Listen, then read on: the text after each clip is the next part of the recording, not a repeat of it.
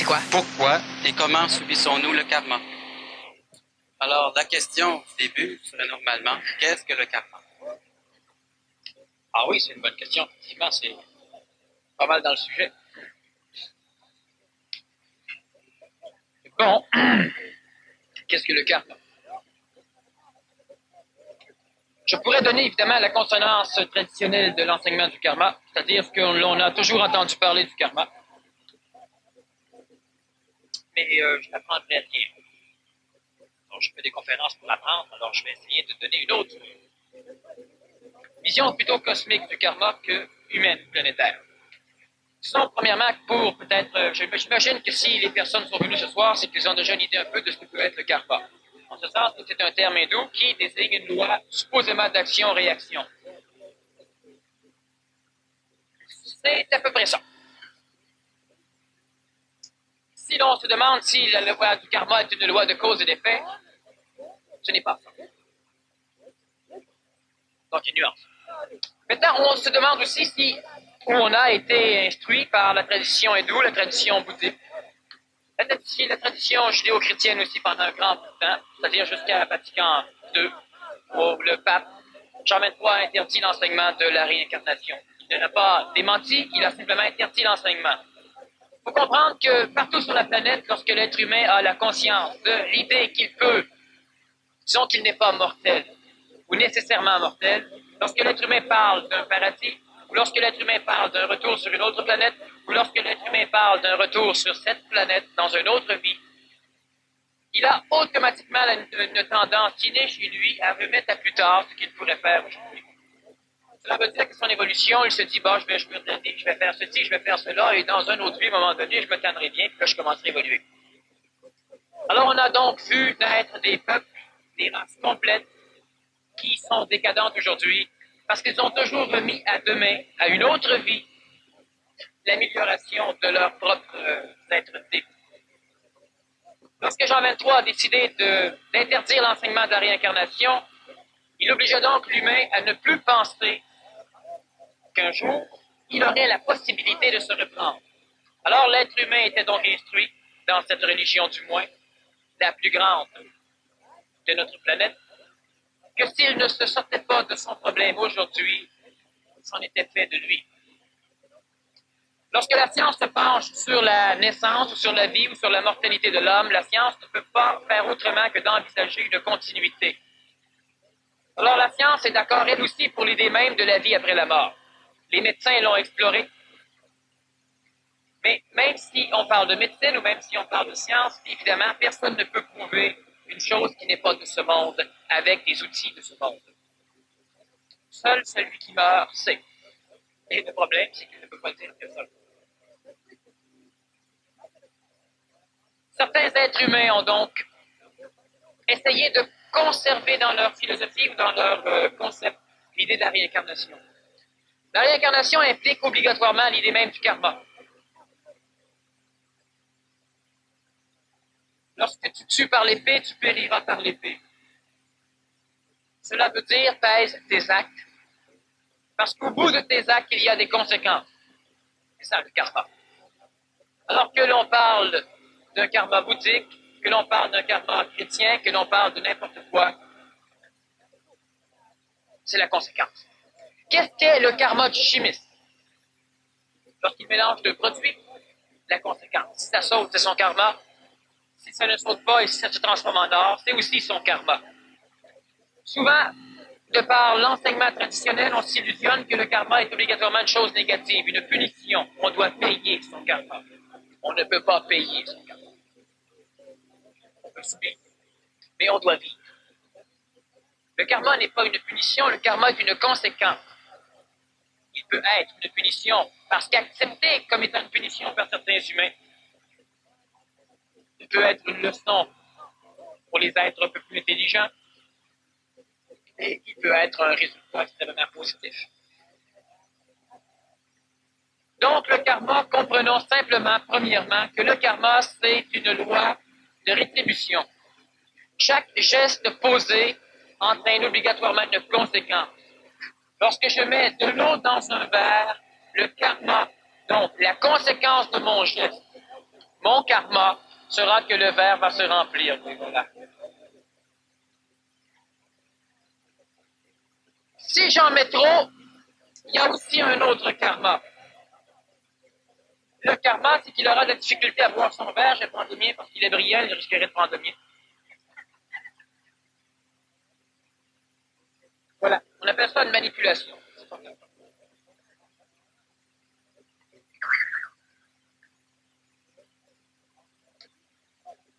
Le karma. Résultat, conséquence. Simple. Simple comme karma. Si nous regardons le karma du point de vue autre que du point de vue mécanique, le karma du point de vue cosmique, parce que l'être humain se dit, mon fils est venu au monde infirme. Où est la justice de Dieu? Alors l'humain va dire, il paie à sa naissance une dette récoltée dans une vie antérieure. C'est pourquoi il naît infirme. D'autres peuvent dire, c'est un karma, c'est le karma des parents. Les parents ont à apprendre ou les parents ont à payer quelque chose. Et c'est leur enfant infirme qui va leur donner. Je n'ai d'abord été pas trop longtemps sur ce point du karma. De toute façon, Daniel, ici, a des questions à me poser. Je vais le laisser aller. Sachant que le karma, c'est toujours un terme qui est synonyme de conséquence. Votre karma est la conséquence de ce qui vit. C'est la façon dont tu parles du karma me semble surtout expliquer vers l'individu. Mais est-ce qu'on peut dire, par exemple, que l'on partage avec les autres également aussi? Le karma est une conséquence. Lorsque vous voyagez dans un désert, le karma du voyageur dans le désert, c'est le soleil, c'est le froid, la nuit, c'est la sécheresse, c'est le sable dans les souliers, c'est le fait qu'il ne peut pas suivre le chemin parce que le vent l'efface dans le sable. Il s'ennuie, il est seul. Lorsque l'être humain rentre dans un petit village, dans une oasis, il traverse des dattiers. Des dattes peuvent lui tomber sur la tête. Ça fait partie du karma de l'oasis. Il vient pour boire. Des chameaux sont dans l'eau en train de boire. Alors il se demande s'il doit boire dans la même eau. Karma collectif. Il s'approche pour boire quand même et l'un des chameaux décide de faire l'inverse de boire. C'est le karma collectif. Il doit vivre un karma qui devra être vécu par tout le monde, y compris les chameaux. Mais les chameaux s'en foutent. Les chameaux s'en moquent. Alors, eux ne vivront pas le même karma que l'humain. Lui ne s'en moque pas. Lorsque l'humain jette un morceau de viande, le chien la ramasse à terre et la mange. Lorsque le chien abandonne une proie, l'humain se penche rarement pour la finir. Le chien a donc un karma plus facile que l'humain. L'humain peut dire oui, mais quand même, c'est sale, c'est ceci, c'est cela. Soit. Et c'est le karma de l'humain que d'être intelligent à ce point. C'est donc son karma de souffrir parce qu'il est intelligent. C'est la conséquence. Est-ce qu'on partage notre karma avec les autres? Oui, obligatoirement. Cosmiquement, on partage le karma avec les autres par le simple fait que vibratoirement, on est en communication. Donc, cela veut dire que vibratoirement, on est capable l'un l'autre de s'auto-manipuler. Cela veut dire que nous sommes collectifs. Le fait d'être collectif veut dire que nous dépendons les uns des autres. Dépendre l'un de l'autre est obligatoirement une mécanicité qui nous oblige à vivre un karma collectif. Si un jour on décide de détruire Montréal à coup de bombe atomique, si vous restez à Montréal, vous serez détruit. Que vous soyez militant pour la paix ou pour la guerre, vous serez détruit. La personne va dire, oui, mais j'ai toujours, la personne qui est morte, elle a toujours œuvré pour la paix. Alors pourquoi Dieu l'a-t-il tué pendant une guerre? Dieu n'a rien à voir là-dedans. Dieu ne gère pas le karma. Le karma est une mécanique. La personne voulait, militante pour la paix, profiter des bonnes choses de Montréal. Automatiquement, elle devra aussi profiter des mauvaises choses de Montréal. Cela veut dire que même si une personne est pacifiste, même si une personne est pure et simple, même si une personne est parfaite, elle peut se faire attaquer, elle peut se faire violer, elle peut se faire voler, elle peut se faire frapper, elle peut se faire tuer. Elle est dans une région karmiquement comme ça. Et ça va être comme ça pour elle. Lorsqu'une personne traverse, il y a une personne à un moment donné qui, en Amazonie, a décidé de tenter le diable ou le dieu, et elle a voulu traverser le fleuve Amazon à la nage, malgré les piranhas. Alors elle s'est dit, je suis capable, je suis à un point énergétique vibratoire qui va me permettre de, Dieu va m'aider. Je suis maintenant important pour Dieu. Alors Dieu va laisser tomber les aiguillons et va venir m'aider. La personne, elle a plongé dans le fleuve Amazon, elle a traversé le fleuve, et elle est sortie de l'autre bord disant, vous voyez. Lorsque j'ai été au Pérou, dans l'Amazonie, j'ai aussi vu deux animaux traverser le fleuve. Le fleuve, il est large et sale. Le premier, il ne s'est pas rendu. Il ne s'est pas rendu au milieu du fleuve, que des gerbes de sang et d'eau volaient un peu partout et l'animal se faisait engouffrer par des piranhas.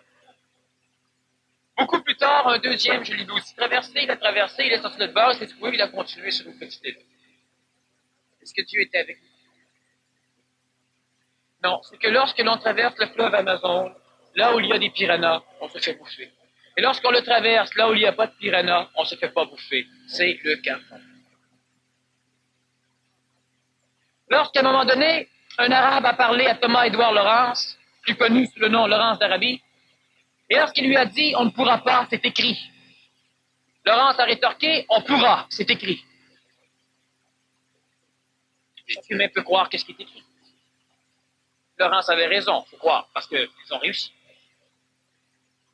Le karma collectif, on le connaît bien dans notre société. Vous êtes coupable de vol. Vous êtes coupable de complicité. Oh, mais j'ai pas voulu voler, moi j'étais... Non, mais vous êtes coupable de complicité. Vous avez logé le voleur, vous l'avez caché, c'est le karma collectif. Vous êtes dans une automobile, vous êtes avec une personne qui est ivre, son karma, c'est certaines choses. Si elle frappe un poteau, vous êtes dans son automobile, c'est le karma collectif. Vous n'étiez pas ivre. L'ivresse peut vous tuer. C'est le karma collectif. Alors, à l'instant même où un être humain côtoie une autre chose karmiquement restreinte, il doit payer une partie, ou supporter, pour être précis, une partie du karma extérieur. Et automatiquement, à l'extérieur, supporte une partie du karma de l'individu. Lorsqu'on me demande pourquoi les enfants naissent infirmes, ils supportent le karma collectif.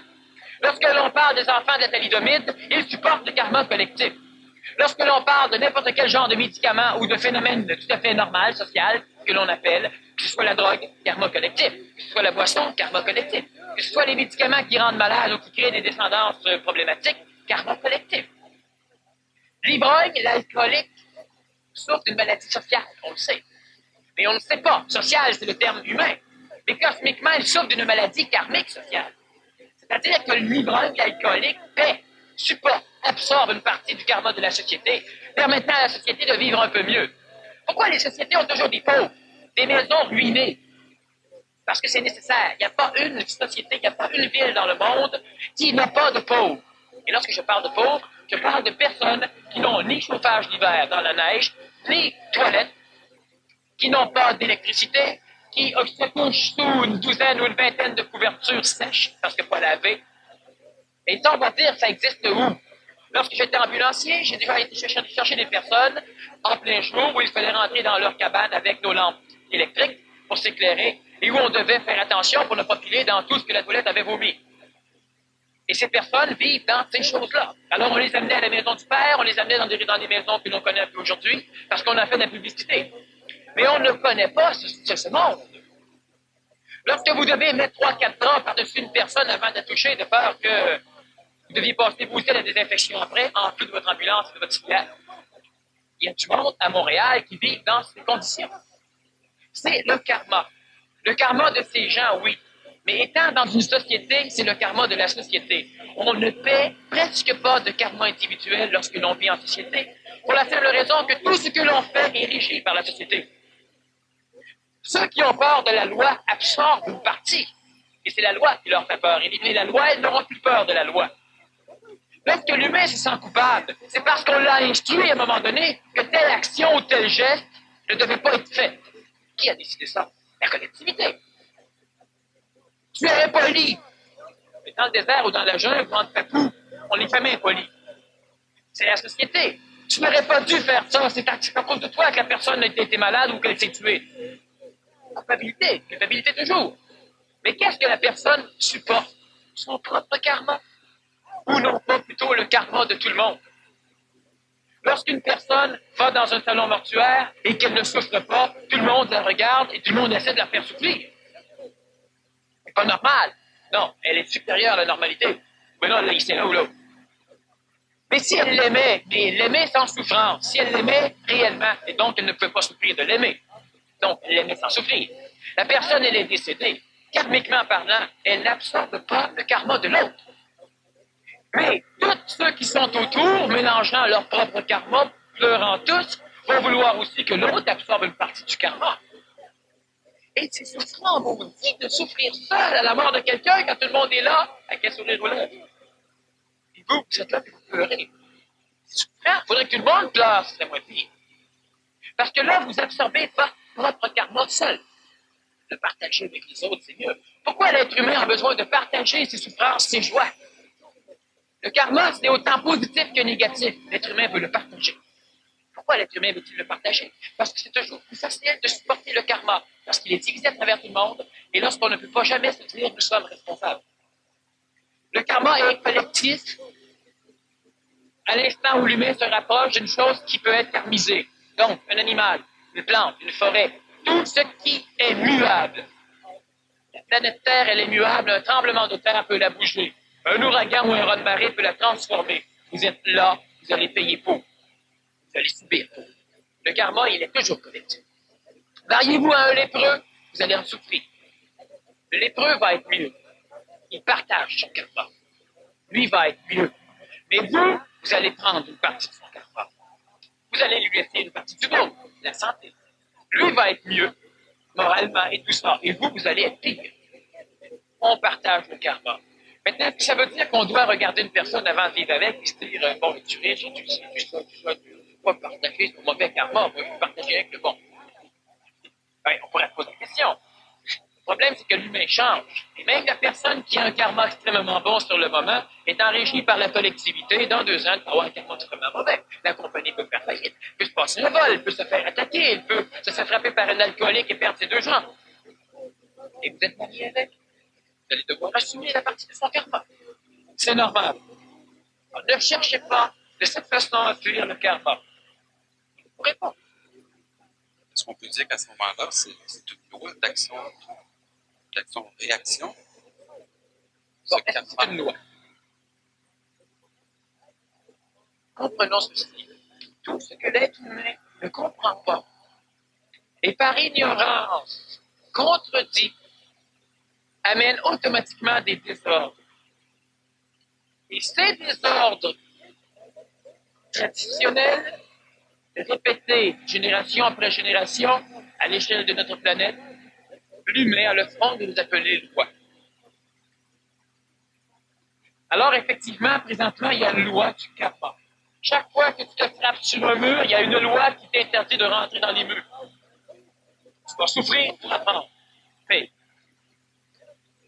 le karma n'est pas une loi. Le karma est une condition.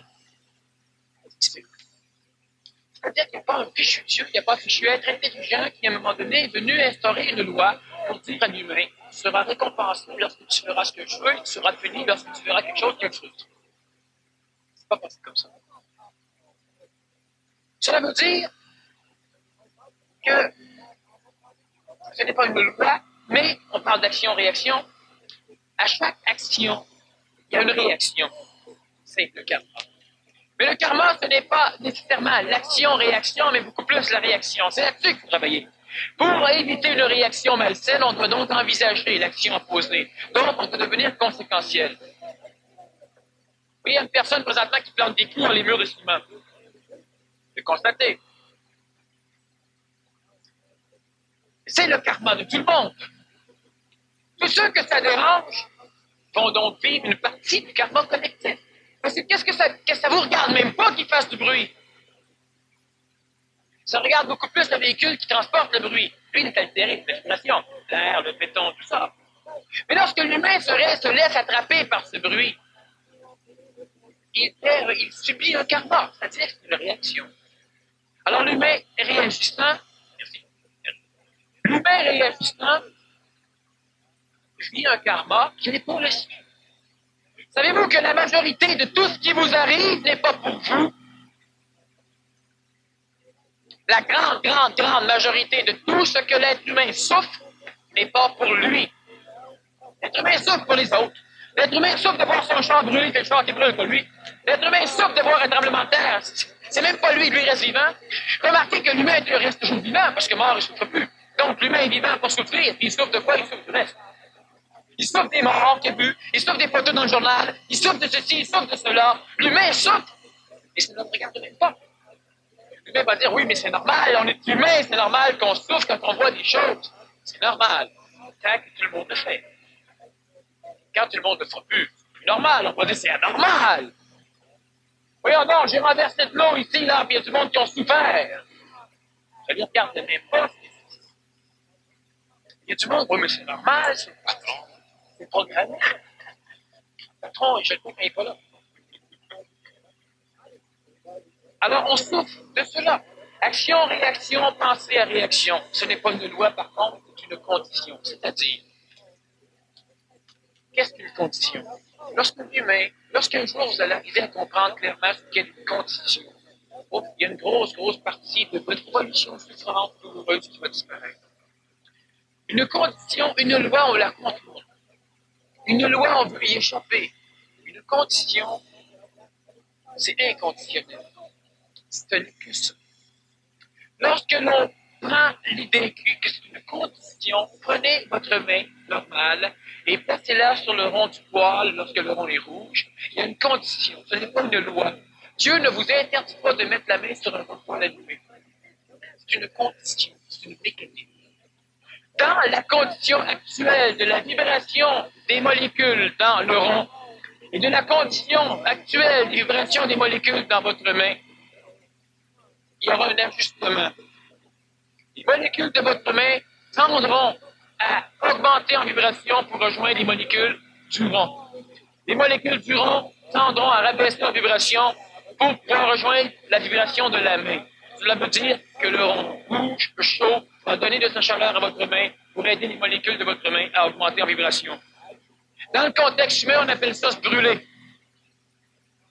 C'est une condition. Certains vont dire, oui, mais si tu augmentes ta vibration, tu arrives à pouvoir... Il y a des personnes qui marchent sur des chardons ardents. Ils ont augmenté leur vibration. Ils ont transformé la condition. Pas question d'eau.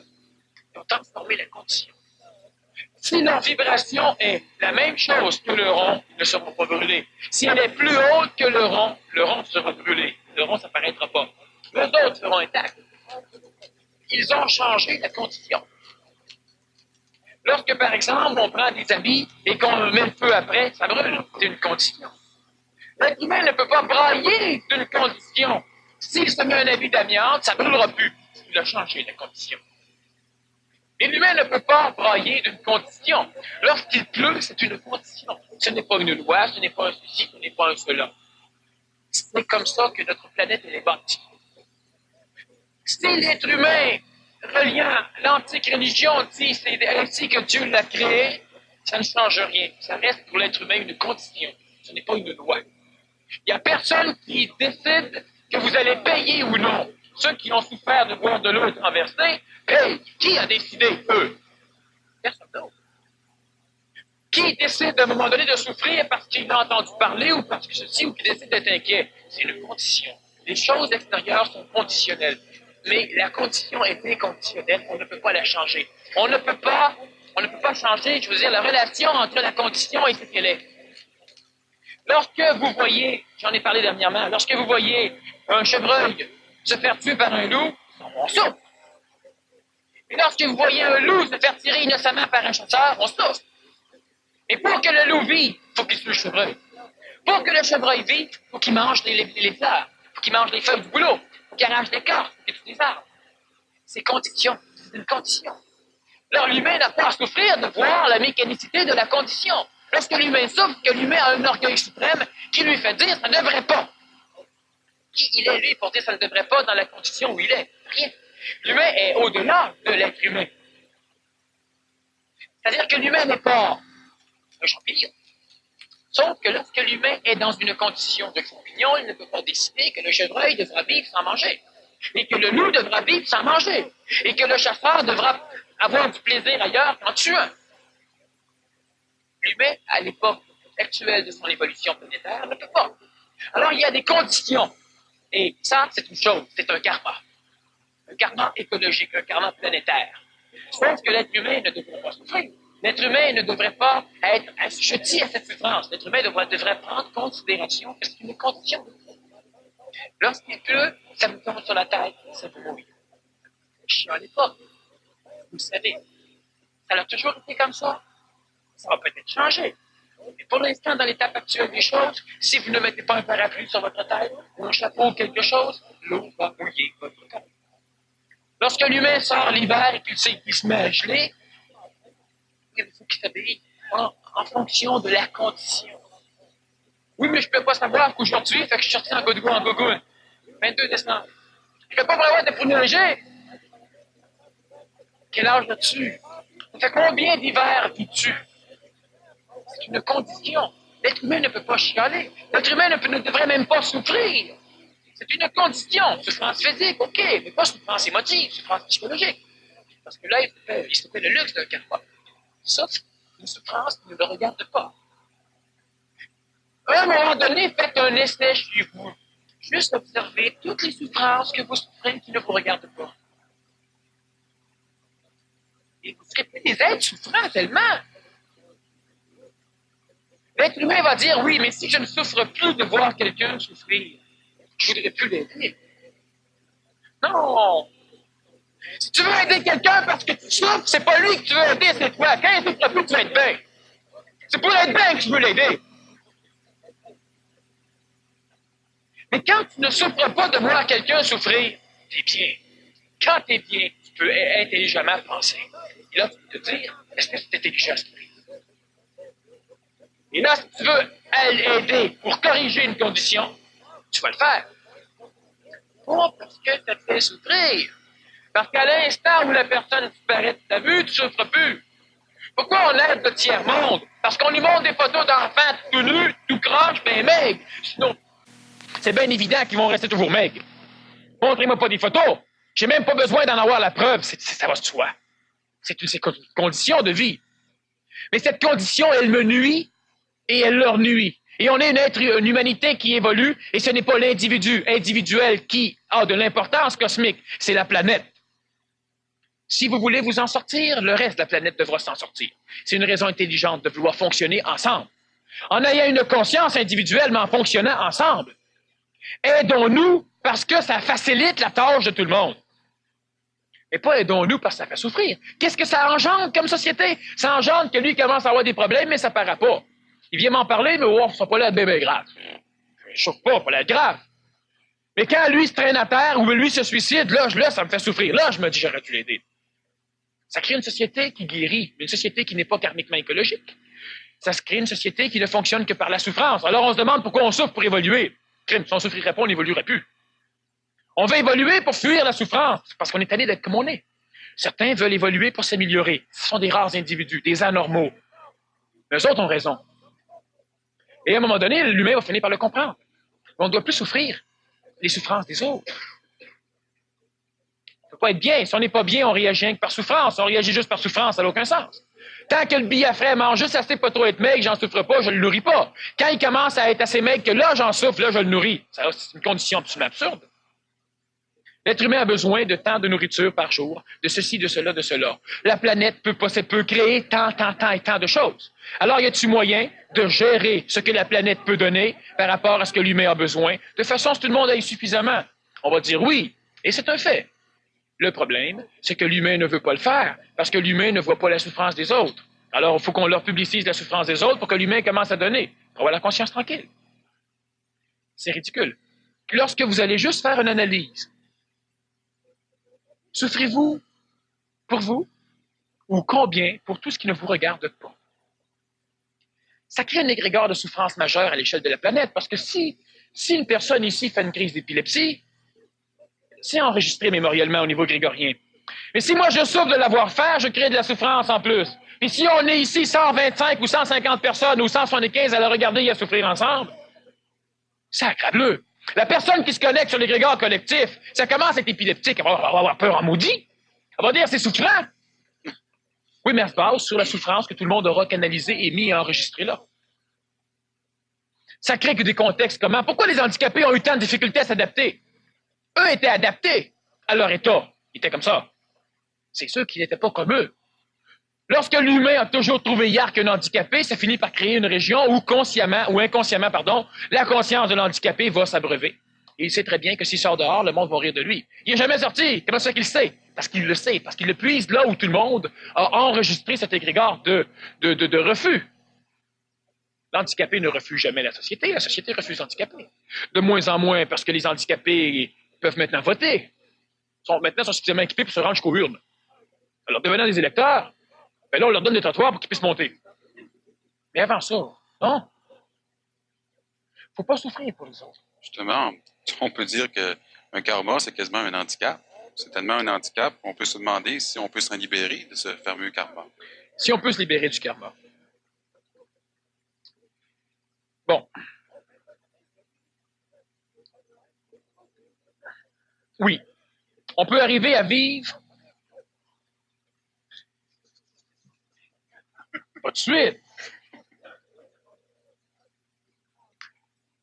L'être humain va évidemment arriver à vivre des assujettis de la condition karmique. Mais d'une façon irréelle. C'est-à-dire que la conséquence des actes restera toujours la même. Lorsque l'être humain est suffisamment intelligent, donc relié à un savoir instantané, je ne fais pas référence à l'intellectuance qui permet à l'humain d'associer des mémoires qu'il a appris, de se servir de son expérience ou de sa connaissance. Parce qu'à partir de l'expérience et de la connaissance, on a toujours de la difficulté à s'adapter au neuf.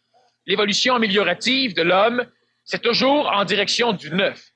L'évolution adaptative des animaux ou de l'humain, non pas de l'être humain, mais de l'humain, est une évolution conditionnelle à la possibilité de faire de l'association mémorielle. Lorsque l'être humain évolue, c'est une évolution améliorative. Lorsque l'être humain évolue d'une façon améliorative, bon, j'ai expliqué des petites choses sur lesquelles je ne suis pas revenu ces derniers temps, alors on va en parler un petit peu. L'homme a un corps physique. Le corps physique est vivant. C'est pour ça qu'on dit c'est un homme, une femme ou un enfant. Lorsque le corps physique n'est plus vivant, le corps physique pourrit. Donc, le corps physique oublie la forme qu'il avait. Cette forme se perd. Cette vie, elle est perçue par les acupuncteurs, énergie yin, énergie yang, énergie minale aussi, à un moment donné. Pas encore au niveau de l'acupuncture, mais ça va venir. Et ça, c'est le corps vital, c'est l'énergie vitale. C'est elle qui engendre la vie. L'énergie vitale, elle est transmissible au-delà de la matière, ce qui fait qu'une personne âgée peut donner naissance à un enfant qui sera frais, qui aura une peau d'enfant. La vie n'est pas brûlable. Le corps physique s'use et à un moment donné ne peut plus supporter la vie. La vie le quitte. Au-delà du corps vital, il y a le corps astral. Le corps astral, c'est la constitution globale des mémoires de l'homme. Des mémoires, des émotions et des désirs de l'homme. Ce sont des terminologies, des concepts, des formes. Et pour qu'on puisse communiquer ensemble, qu'on puisse se comprendre, on a des mots. La relation entre l'émotion, le désir et les mémoires constitue la psychologie de l'homme. La psychologie de l'homme, ce n'est pas la relation entre son plan émotif et son corps physique. Le plan émotif s'identifie au corps physique. Et là, il décide que le corps physique a besoin de beaucoup de crème glacée aujourd'hui. Mais c'est la psychologie qui a besoin de crème glacée, pas le corps physique. Bon. La psychologie, c'est la relation entre le plan émotif, le plan des désirs et le plan des mémoires. C'est le monde astral. Au-delà du monde astral, il y a ce que l'astral va à un moment donné créer. Lorsque l'être humain a des mémoires, il peut maintenant comparer. Lorsque l'être humain compare, il désire. Je sais que j'ai pas assez d'eau. Puis il y en a plus. Ah, je pourrais en avoir plus, donc j'en veux plus. Maintenant, ce qui va arriver, justement, c'est que l'être humain, l'ego, va découvrir qu'il n'a pas toujours ce qu'il veut. Alors, il va lentement essayer d'associer ses mémoires, mais sans coloration émotive. Parce qu'automatiquement, que le ver d'école, étant émotif, il se met en colère. Ça a été l'homme des cavernes. Ça a été l'homme du Moyen-Âge. Ça a même été l'homme de fin 1800, début 1200. À un moment donné, l'humain se dit non, la colère ne sert à rien. comment puis-je avoir de l'eau? Il commence à rendre un peu plus intellectuant, c'est-à-dire qu'il commence à vouloir logiférer ses mémoires, les rendre logiques. Et il développe l'intellect. L'intellect, c'est la partie naissante du corps mental ou du plan mental, de l'énergie mentale de l'homme. L'intellect va surtout être ce qui va permettre le début de la différenciation de l'animal de l'humain. Lorsque l'humain a un intellect, il est donc maintenant capable de penser mathématiquement, logiquement. Lorsque l'être humain a un intellect, l'intellect grossit, mais l'intellect reste assujetti au plan émotif. Alors l'humain a peur émotivement, il demande à son intellect, bâtis-moi une bombe nucléaire, bâtis-moi des armes, bâtis-moi un F-18. Vous savez qu'il faut une mode de technologie, sans émotion, bâtir un F-18. Mais à quoi il sert le F-18? À assouvir la peur émotive de l'humain. Lorsque l'être humain poursuit son évolution améliorative, il finit par dissocier son mental de son plan astral. Le mental n'est plus maintenant assujetti à l'émotion. L'être humain à ce niveau ne bâtit plus pour sa sécurité, pour, disons, donner réponse à son plan émotif, à son plan astral. Il a des désirs, mais un désir qui n'est pas coloré par son plan émotif. J'ai le désir de dépolluer, parce que c'est énergétiquement économique, parce que c'est intelligent, parce que ça fait partie de la condition propre d'une vie normale du corps physique. Je ne désire pas polluer parce que j'ai peur un jour de respirer de la boucane noire. C'est pas pour ça. Aujourd'hui, l'être humain veut dépolluer parce qu'il a peur. Se libérer du karma, cela veut dire en arriver à un point tel où on ne fait plus référence aux mémoires émotives que nous avons accumulées. Alors, l'être humain ne peut plus souffrir la souffrance des autres. L'être humain ne peut plus souffrir des choses de l'extérieur. L'être humain souffre donc que ce qui le regarde. Mais étant donné que dans son mental, il est capable de ne pas avoir d'émotions, je précise, l'homme nouveau a mentalement plus d'émotions. Mais l'homme nouveau est capable d'avoir des émotions comme l'humain parce qu'il a toujours un plan astral. Sauf que son plan émotif ne vient plus jamais ternir sa faculté d'être conséquentiel, intelligent et efficace. Donc, l'homme nouveau est capable de s'asseoir et de se délecter d'un coucher de soleil. Mais l'homme nouveau n'est pas capable de souffrir qu'un soir il sort et il y a des nuages, il n'y a pas de coucher de soleil. Il se délectera des nuages. Ou il fera autre chose. Il est capable de goûter, il est capable de jouir de la vie, mais comme beaucoup plus que l'homme ancien. L'homme ancien qui jouit de la vie a toujours peur de ne pas en jouir assez longtemps, donc il ternit déjà sa jouissance de la vie. Il la prend en photo, il la met en film, il la met en musique, il a peur de la perdre. Pour se désassujettir de la condition karmique, l'être humain doit arriver premièrement à ne plus vivre dans son mental de l'émotion, ce qui automatiquement le déconnecte de la souffrance d'extérieur. Je ne parle pas que de la souffrance d'autrui, je parle de la souffrance extérieure. Alors il se retrouve lui avec lui. Se retrouvant lui avec lui, il peut maintenant, mentalement, il va être capable de logiférer chez lui. Qu'est-ce que la souffrance? Le karma, ça reste toujours une condition actuelle de réponse à une action. Alors l'homme nouveau devient conséquentiel. Étant conséquentiel, il sait très bien que s'il a soif, il devra mettre de l'eau dans un verre. Que s'il le remplit plein flush, il aura de la difficulté, il devra se mouiller. Alors, il fera attention pour ne pas remplir son verre. Ça a l'air bien banal. Mais l'homme nouveau ou l'homme qui se désassujettit de la retombée nucléaire karmique ou de la retombée dangereuse du karma est un être humain qui devient tout à fait conséquentiel. Et pour devenir conséquentiel, il devra arriver dans un endroit paradisiaque mental. On a un endroit paradisiaque astral, c'est la Jérusalem céleste. On en parle un peu dans la Bible. Un jour, on viendra là-dessus. L'être humain doit arriver dans un état mental que j'appelle la préscience. Il doit savoir, avant même que la condition expérimentale ou expérientielle de l'ego puisse vivre. L'être humain qui arrive à cette conséquentialité présciente est un être humain qui, obligatoirement, va poser un acte qui va engendrer un karma positif pour lui et pour les autres. Sachez une chose, c'est que l'homme nouveau sait très bien qu'un karma positif pour lui et négatif pour les autres est toujours un karma négatif pour lui. Parce que les autres sont la condition dans laquelle il vit. Si tout le monde souffre, le monde va finir par venir terminer, vont finir par venir chez lui, frapper à sa porte. Alors évidemment, si tout le monde est correct, lui, il est correct. L'homme nouveau sait très bien qu'une condition karmique blanche est une condition karmique blanche pour ceux qui l'entourent. Est-ce que c'est possible à ce moment-là de se créer un karma volontaire? Oui. Est-ce qu'on peut volontairement se créer un karma? Puis ce serait-tu intelligent? Oui, c'est intelligent. Se créer volontairement un karma, cela veut dire s'arranger pour mettre de l'argent en banque. Cela veut simplement dire créer une condition, altérer, transformer d'une façon améliorative la condition dans laquelle nous vivons. Et cela veut automatiquement dire que le karma que nous allons devoir supporter est un karma qui nous supporte. Le karma habituel de l'humain est un karma qui l'écrase. Mais un karma volontairement construit, donc intelligemment conçu, est un karma qui va supporter l'humain. Cela veut dire que tu n'es pas malade, c'est ton karma. Tu supportes.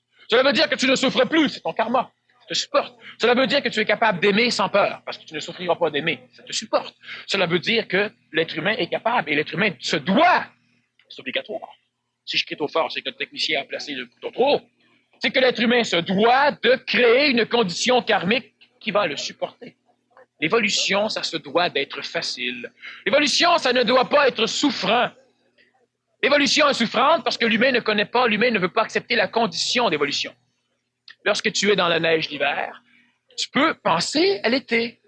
Mais ne t'habille pas en été pour donner un coup de pouce à l'été pour qu'il vienne plus vite. La condition de neige reste la même. Alors l'être humain peut se dire un jour, je marcherai sur les eaux. Oui, mais en attendant, prends une chaloupe. Parce que si tu passes toute ta vie à pratiquer à marcher sur les eaux, tu vas perdre ta vie.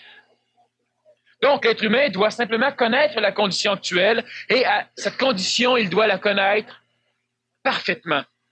La connaissant parfaitement, il pourra la contrôler parfaitement. La contrôler parfaitement, cela veut dire être écologique. Cela veut dire transformer de façon améliorative un État en n'obligeant pas d'adaptation de l'État. Lorsque l'être humain arrive dans une forêt et qu'il coupe tout, la nature doit s'adapter. Ça peut prendre 10, 15, 20, 30 ans. Il y a une démolition écologique. Lorsque l'être humain adapte une condition par l'intelligence, ça ne paraît presque pas. La structure qui vit dans ce cadre écologique s'adapte immédiatement. C'est impeccablement mieux. Alors là, c'est parfait. Donc, créer un karma positif, cela veut dire, prenons l'exemple, une famille qui est tout à fait inorganisée, que tout le monde mange à des heures irrégulières, on laisse tout traîner, on laisse le pain ouvert, on laisse le pot de beurre d'épinot sorti, on laisse le chat licher le beurre, on laisse le frigidaire à moitié ouvert, on fait tout ça, on médite devant le frigidaire, savoir ce qu'on va manger, tout est givré. C'est une condition particulière. Le linge traîne à terre, les bottes, on rentre avec. Enfin, on a une maison réellement, on a un écosystème qui n'est pas harmonieux. Tant que l'humain n'a pas de conscience de cet écosystème, il s'en fout. Il n'en souffre pas. Mais lorsque l'humain prend conscience de l'écosystème, soit par comparaison avec une autre maison, là, il rentre chez eux, oh là, c'est sale, ou soit parce qu'il prend conscience qu'à un moment donné, il est tanné de glisser dans la boîte puis il se fait la hanche. Bon. L'humain décide de changer. Mais si un humain dans la famille décide de tout changer, les autres vont souffrir. Les autres doivent s'adapter inconditionnellement à une nouvelle condition qui n'est pas harmonieuse avec eux. Alors là, ça va chialer, là, on va encore faire le bordel. La personne qui veut tout changer va crier parce que les autres ne veulent pas changer. Moi, je veux m'organiser, mais lui, il veut pas. Moi, je veux ceci, l'autre veut pas. C'est le problème de l'évolution dans le couple ou dans la famille. Alors, on doit, si on est intelligent, transformer le cadre familial, le petit écosystème, de façon à ce que, lorsque toutes les personnes ou toutes les parties de cet écosystème pénètrent, y compris le chat, tout le monde trouve « Ah, c'est mieux ». Mais un peu.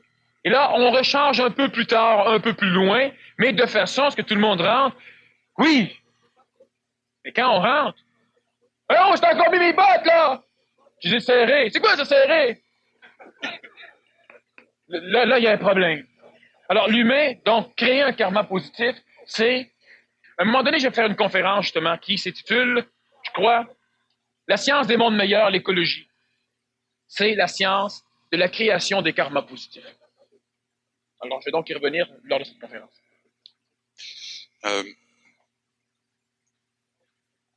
Tu parlais disons que je parlerais de l'homme transitif ou de l'homme nouveau. Où pourrait situer ce qu'on pourrait appeler dans le même ordre de questions, si on peut se créer un karma positif, est-ce qu'un karma pourrait devenir inkarmique? Bon, le karma inkarmique, oui. Mais là, pour parler du karma inkarmique, on doit monter un peu plus haut que la conscience normale de l'humain. Donc, ce serait plus qu'à l'homme transitif? Oui, un karma inkarmique, oui, c'est l'homme nouveau. Ou encore le double éthérique. Le karma inkarmique est justement la faculté. Dans l'ancienne religion, on parle d'un plan de Dieu. Connaître le plan de Dieu à la lettre, c'est simplement connaître la mécanicité qui instaure le plan de Dieu. Connaître la mécanicité qui instaure le plan, c'est connaître l'inkarmicité. Cela veut dire, est-ce que dans la création actuelle, est-ce que le karma peut être une chose qui est inexistentielle quelque part dans notre univers? Non. Le karma est toujours là. Sauf que dans certaines régions, ou dans certains mondes parallèles, ou dans certains plans de conscience, que l'humain peut à un moment donné toucher, d'ailleurs que l'humain va aller chercher, il y a des régions qui sont inkarmiques, en ce sens qu'ils font partie du karma inkarmique. Le karma inkarmique, c'est lorsque vous voulez faire quelque chose et que tout ce que vous faites est obligatoirement ce qui devait être fait. Lorsque le Nazaréen disait ne pas faire sa volonté, mais faire la volonté de son Père dans les cieux, je refais une petite notation, c'est que le ciel du Nazaréen, c'est l'enveloppe astrale, c'est le monde des morts de notre planète, dans lequel se trouvent les premiers dieux, le diable, les Lucifer, enfin un être de lumière déchu, et tout le phénomène égrégorien de toutes nos religions. Dans le ciel, il y a plusieurs religions. On peut appeler ça le ciel, le nirvana, ou etc., mais c'est le ciel. Sauf que le Nazaréen parlait du ciel, et lorsqu'à un moment donné, il s'est connecté à des plans légèrement plus hauts que le ciel, il a parlé des cieux. Les cieux, 3 cieux, il a parlé des cieux. Lorsque nous vivons la partie inkarmique du karma, cela veut obligatoirement dire que l'être humain est désassujetti du plan mémoriel, donc déconnecté du plan des morts, donc tout à fait, il n'est plus l'esclave du monde du ciel. Donc l'être humain rentre dans une région qui reste spatio-temporalisée, donc qui est toujours régie par une mécanicité conditionnelle, donc des conditions d'évolution. Et automatiquement, dans les cieux, l'être humain qui fait la volonté des cieux, donc ou du Père dans les cieux, selon celui qui va parler, lorsque l'être humain est en relation directe avec une partie de son esprit qui fait partie de ces cieux, il vit un karma inkarmique, c'est-à-dire que tout ce qui se doit d'être fait est fait.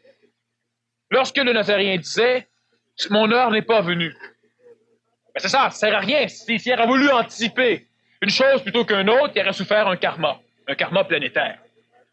Mais son heure n'était pas venue. Pourquoi? C'est que les conditions planétaires visualisées dans sa conscience extraplanétaire, donc dans la conscience de l'Esprit Saint ou de l'énergie supramentale, c'est la même chose, le savoir instantané, les conditions parfaites pour l'accomplissement d'une chose ne sont pas encore là. Dans le contexte matériel, ce n'est pas prêt. Dans le contexte vital, ce n'est pas prêt. Dans le contexte psychologique, non, l'humain, le ciel n'est pas prêt à recevoir la crucifixion du Nazaréen, par exemple. Dans le contexte mental, ce n'est pas prêt. Dans le contexte supramental, c'est prêt. Le Nazaréen savait donc qu'il devait passer par la croix pour descendre aux enfers, pour finaliser une chose. Lorsque le Nazaréen va à une table et qu'il dit « Il y aura quelqu'un parmi vous qui devra me trahir », enfin, c'est ce qu'on a relaté, mais c'est pas tout à fait ça. Il a choisi le gars qui devait l'aider à finaliser la crucifixion. Alors il a choisi Judas. Judas n'a pas voulu, lui a dit « Sors, il va réfléchir. » Faux. Judas est parti. Lorsque le Nazaréen savait cela, pourquoi il n'a pas échappé? Il n'avait pas à échapper, c'est ce qu'il devait faire. Mais là, le temps n'était pas venu. Mais il le savait, consciemment, supramentalement. Donc, il le savait, où il y a un terme alchimique de l'énergie supramentale, l'énergie christique. Il était Christ, donc il le savait. Lorsque Judas est venu, Judas l'a trahi, parce que j'ai déjà compté, j'ai déjà expliqué, c'est que Judas a embrassé un prêtre de la secte essénienne, et les Romains sont venus prendre le prêtre. Ils lui ont demandé, est-ce que c'est toi le Nazaréen, enfin Jésus? Et Jésus à côté lui a dit, non, c'est moi. Et Judas l'a trahi.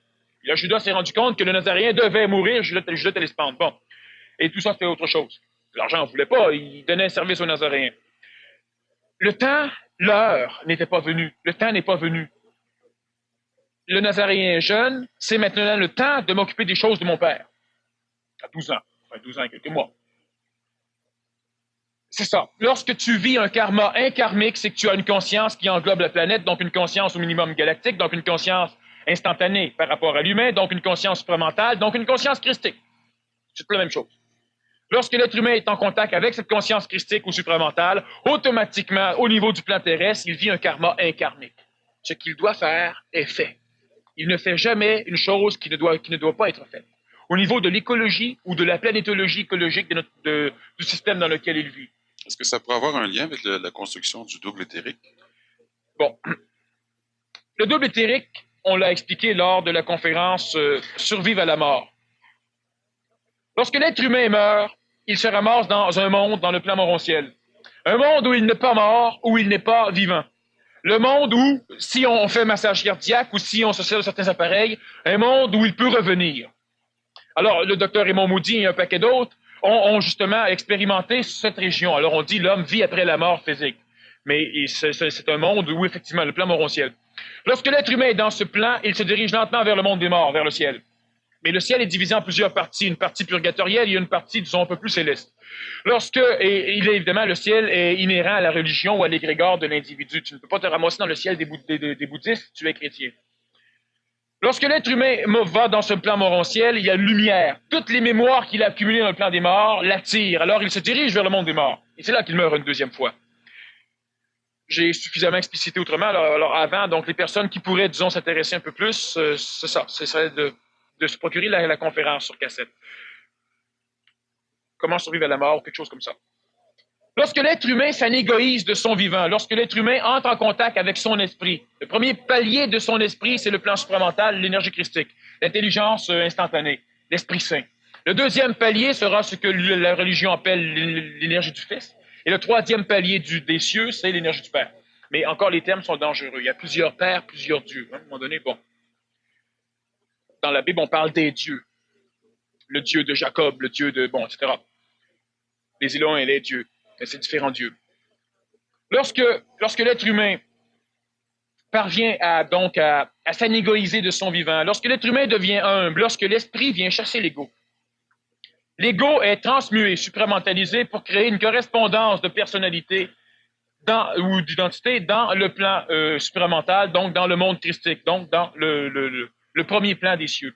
Automatiquement, lorsque l'humain va mourir, étant humble, il se ramasse dans le monde morantiel et il n'est plus attiré par la lumière du monde des morts parce qu'une lumière beaucoup plus puissante, celle qui est en correspondance avec son esprit dans le premier cieux, l'attire, donc le double éthérique.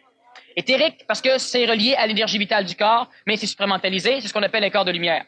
Le Nazaréen est apparu devant ses apôtres avec un corps de lumière. Et ce corps de lumière était le double éthérique terrestrifié.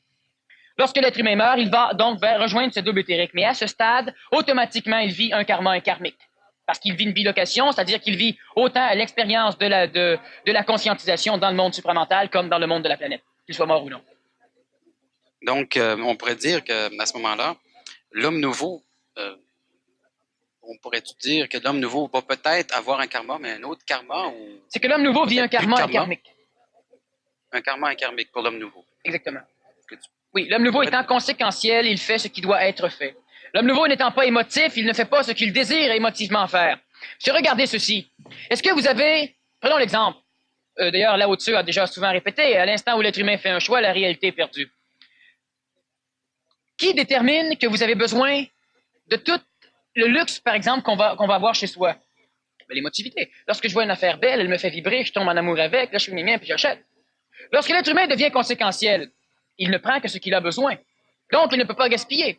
Lorsqu'émotivement, on achète ou qu'on va voler les pommes du voisin, c'est qu'on a peur d'en manquer. Mais si on est conséquentiel, si on calcule qu'on peut en manquer, on va faire ce que les anciens faisaient. On va bâtir un silo, on va faire un grenier, on va faire une cave. Et on va entreposer. On ne gaspillera pas. Lorsque l'être humain n'a pas peur, qu'est-ce qu'il fait? C'est l'abondance. Il va. Lorsque l'être humain a peur, là, il commence à... Pourquoi l'être humain n'est pas intelligent? Pourquoi l'être humain ne se sert pas de ce qu'il a besoin quand c'est nécessaire et c'est tout? Non, c'est l'abondance. On y va, on gaspille. Il prend une pomme pas tellement bonne dans ma poubelle. Il y en a plein, j'ai 2 pommiers chez moi, à ma cour. Regardez ceux qui ont des pommiers. On gaspille des pommes. Mais ceux qui les achètent, on gaspille moins des pommes. Et c'est toujours comme ça. C'est toujours comme cela. Donc, lorsque l'être humain devient suffisamment intelligent, c'est-à-dire lorsqu'il est relié à une intelligence qui n'est pas tributaire de l'expérience, donc des mémoires, une intelligence qui lui permet de savoir lorsque c'est nécessaire de savoir, même s'il ne l'a pas expérimenté, c'est ça qui différencie l'humain de l'animal. Bon, le fait de savoir. Pas le fait de connaître, le fait de savoir. La souris, elle connaît. À un moment donné, elle passe dans les labyrinthes, elle trouve le fromage sur le fromage. La longue, elle connaît le chemin, alors elle connaît. Lorsque l'être humain connaît, il est savant comme la souris. Lorsque la souris ne connaît pas, ben là, elle cherche. Mettez un être humain dans une ville qui ne connaît pas, il cherche aussi. Qu'est-ce qui différencie l'homme de l'animal? L'homme pense à un plan divin. Oui, ok, d'accord. Ça, c'est la première chose qui différencie l'homme de l'animal. Mais l'homme pense à un plan divin. Qui l'a instruit du plan divin? Ah, il l'a pas appris. Savoir instantané, il y a la plus petite partie de cette conscience supramentale a réussi à percer la brume de l'homme, et l'homme sait quelque chose. Il sait, il peut pas mettre de mots, il peut pas mettre de nom, mais il sait. Il sait qu'il vit, l'animal ne le sait pas. On n'a pas besoin de lui dire qu'il vit, il sait. Il ne va pas mourir, il sait qu'il vit. Et il sait qu'il y a quelque chose d'autre. Où est-ce qu'il a appris ça? Il le sait. Mais l'être humain, du moment qu'il sait ces deux choses-là, il se dit maintenant, je peux plus rien savoir instantanément, il faut que j'apprenne tout. Fait que là, il cherche un maître, il cherche un gourou, il cherche un bichou, là, il va apprendre. Mais lorsque quelqu'un vient dire à un moment donné, oui, mais là, vous avez su ces deux choses-là sans qu'on vous l'enseigne. On vous a maintenant enseigné que ce que vous aviez perçu, ça s'appelait Yahvé, ça s'appelait machin, ça s'appelait ceci. Faut faire des courbettes en avant pour que lui soit content. Ça, tu l'apprends, ça. Ça, c'est pas inné chez l'homme. Il n'y a pas un enfant qui vient au monde qui va aller, qui sait d'instinct qu'il doit se faire de la vente devant une statue. Il n'y a pas un enfant qui sait ça. Mais l'enfant va apprendre à respecter son Dieu. Oui, mais si l'enfant est une partie du Dieu, il respecte déjà bien mal. Alors, l'enfant, il sait, il vit des choses. Et il est coloré par la collectivité. L'être humain arrive à ce savoir instantané. On va poursuivre lors de la deuxième partie, donc avant de commencer les questions, parce que j'ai des choses que j'aimerais finir avec ça aussi. Très bien. Alors, je vais répéter les petites annonces pour que vous puissiez profiter. Je vous rappelle que le spécial de la soirée, si vous achetez le billet pour la prochaine conférence de Daniel... Faut s'asseoir. Ça, j'ai des mauvaises nouvelles quand on achète des chaises et qu'on ouvre des tables. Eh bien, ici, on a vraiment une abondance de questions. Enfin, ici, on a une abondance de réponses. C'est une femme.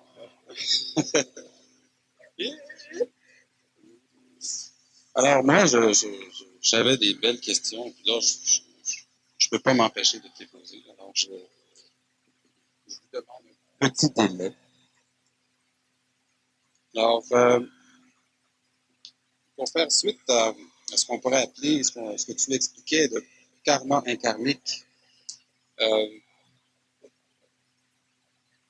poserais la question, si le karma est inkarmique, pourquoi faudrait-il qu'une loi comme le karma existe? Oui, la question, elle est relativement intéressante. Oui. Si dans un monde tout à fait karmique, donc dans un karma tout à fait régi par de l'intelligence, dans un karma karmique, pourquoi y a-t-il des plans où on a un karma karmique? Pourquoi y a-t-il des régions, enfin, l'ensemble de la création est une région où le karma supporte? C'est l'intelligence. Et pourquoi y a-t-il une sphère où le karma écrase? La sphère humaine, la sphère planétaire. Il faut se poser la question s'il y a d'autres planètes ou d'autres régions de notre galaxie ou de notre univers ou de notre contingence d'univers. S'il y a d'autres régions qui sont sous nos karmas, c'est intéressant, mais ce n'est pas utile de savoir. Pourquoi y a-t-il qui ou enfin quoi, ou qu'est-ce qui s'est passé pour qu'à un moment donné, l'homme sous tout l'univers, tout ce qui est, soit régi par une loi ou par une condition pour être précis, ou une action entraîne obligatoirement une réaction. Pour l'être humain, il va dire c'est normal. C'est normal parce qu'il a expérimenté. Tout ce qu'on expérimente devient normal. Maintenant, pourquoi? Exactement comme si je vous dis, je prends l'eau et l'eau, elle ne flotte pas dans l'air. Tout le monde va me dire, ben oui, mais c'est sûr, non, l'eau, ça tombe à terre. Oui, mais avant que l'être humain sache que l'eau tombe à terre, puis avant que l'être humain sache qu'il ne peut pas voler de ses propres bras, il s'est passé souvent le dos. Bon, alors, c'est normal, parce qu'on le sait. Mais qui savait, ici, que sur la Lune, on pesait 6 fois moins qu'ici? Ah, certains le savaient, parce qu'ils l'ont appris. Mais c'est pas normal. C'est normal dans la condition de notre planète. Ce n'est pas une chose qui non nécessairement est cosmique. L'eau ne descend pas vers le sol partout dans l'univers. Il faut comprendre simplement que le karma est une condition, une conséquence. À l'instant, c'est que le karma, pour être précis tout en étant nébuleux, c'est que quand on est simple, quand on explique simplement, c'est toujours compliqué. C'est que le karma, c'est le karma que doit payer l'univers parce que l'univers est créé. Voilà. À l'instant même où on a eu la création, à l'instant même où on a eu l'espace et le temps, les deux se frictionnaient l'un l'autre, créant le déplacement. À l'instant même où on a eu la création, on avait déjà le karma. C'est le karma des créations que d'être karmique. Sauf qu'à l'instant où on a, dans la région, créativé pour être précis, parce que l'idée même que l'être humain pourrait se faire de Dieu le Tout-Puissant, ou de Dieu le Père, ou de Dieu le Créateur, ou de une autre divinité qu'une divinité qu'on peut adorer. Plusieurs plans de Dieu. Dieu n'est pas le Créateur. Qui a créé Dieu? Est-ce que Dieu est la création? Ben, qui a créé la création? Au niveau hyper, Donc, en allant très haut, il faut bien comprendre. Dieu est une création. Il s'est créé tout en créant. C'est inconditionnel et c'est tout à fait relié au... Enfin, on reviendra à un moment donné sur la contingence même qui a permis l'apparition à un moment donné de toute l'affinité vibratoire qui permet l'évolution expérientielle, descendante et ascendante, descendante pour les divinités et ascendante pour les humains. Dans une conférence ultérieure. À l'instant même où il y a le temps et où il y a l'espace, automatiquement, le karma de la création, c'est déjà d'être créé. À l'instant où il y a des choses créées ou à l'instant où il y a une création, pour avoir une création, il doit y avoir une mécanique qui permette la comparaison. Donc, s'il y a une chose créée, c'est qu'il y a des choses qui ne sont pas créées. Parce que sinon, on ne pourrait pas dire il y a des choses créées. On s'en foutrait. À l'instant où il y a une chose créée, automatiquement, elle rentre en relation avec le reste, avec les choses qui ne sont pas créées. On pourrait dire que dans notre univers existentiel, il y a l'existence, il y a le temps, il y a l'espace, il y a l'évolution, il y a l'involution. Mais à l'extérieur de l'univers existentiel, il y a les choses inexistentielles, qui n'existent pas mais qui sont là. Dans la création, à l'instant où il y a une chose de créée, automatiquement, elle doit vivre une relation avec les autres choses créées. C'est le karma. Alors, c'est une condition même de la création que naisse la relation. Dans une création, les molécules du verre sont dans une relation où l'atome de silicium tourne, se promène, où les électrons ne se heurtent pas, parce qu'évidemment, on aurait un problème nucléaire. Bon, et où les électrons se promènent, et ils sont régis par la relation. La relation qui régit même le verre est la même relation qui régit deux verres. Frappez ensemble, il y aura une relation. Il y a automatiquement une réaction. Donc, le karma n'est pas pourquoi y a-t-il cette fichue loi? Ce n'est pas une loi. Pourquoi y a-t-il cette condition? Posons la question plus simplement, pourquoi y a-t-il la création? Et pourquoi y a-t-il la création? Parce que la création implique instantanément l'action de relation. Dans une action, il y a un déplacement. Dans un déplacement, il y a un déplacement d'une chose par rapport à une autre relation. Et dans ce déplacement, il y a des effets. Donc, il y aura automatiquement des réactions. Une réaction devient l'action qui entraîne l'autre réaction. Mais on est dans une échelle que de réaction. La réaction de l'eau tombant dans l'eau crée des remous. Mais la réaction de l'eau tombant dans l'eau est créée par l'action de mon bras qui tourne le verre. Donc, l'action de l'eau tombant est en réalité la réaction de mon bras. La réaction de mon bras faisant tomber l'eau crée une autre réaction dans le verre. Mon bras crée l'action, c'est faux. Mon cerveau crée l'action du bras. Le bras est une réaction qui crée une réaction qui engendre une réaction. Mais mon cerveau, lui aussi, réagit à ce que ma pensée veut lui donner ou à ce que mon esprit veut lui donner. Et ça réagit à la question que tu as posée. Et on revient jusqu'à l'essence même de la création. La seule action de l'univers a été la création. Le reste en découle. Vu que le reste en découle, l'humain est dans une forme de manipulation, ça veut dire que l'humain ne peut pas diriger. On ne peut pas diriger. Si on dirige, on se heurte contre le karma. Si on fait des choix non intelligents, donc non conséquentiels, donc non connaissants de ce qui doit être fait, automatiquement, on subit le karma. Pourquoi dans l'échelle planétaire, l'homme est-il écrasé par le karma? C'est que c'est lui qui décide de mener le jeu. Dieu ne connaît pas tout. Peut mener. L'intelligence qu'il y a, moi, je vais mener. Mais à un moment donné, l'être humain ne mène que par l'émotion. Or, ce qui lui plaît, il embarque. Ce qui ne lui plaît pas, il embarque pas. Donc, l'être humain mange la crème glacée, l'être humain fume, l'être humain fait ceci, l'être humain fait cela, même si ce n'est pas nécessairement écologique par rapport au plan qu'il nourrit. Son plan physique, par exemple, ou son plan vital. Alors, automatiquement, il y a des karmas qui écrasent.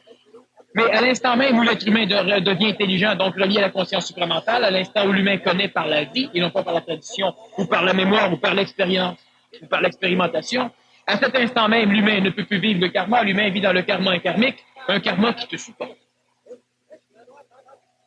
Tandis qu'à l'échelle planétaire, lorsque l'esprit a été terrestrifié, donc devenu humain, ou être humain pour être précis, automatiquement, le karma écrase. Alors pourquoi le karma est une condition essentielle à la création? Pourquoi la création? À un moment donné, on reviendra sur une conférence pour répondre à cette question. J'ai déjà fait un peu, on reviendra.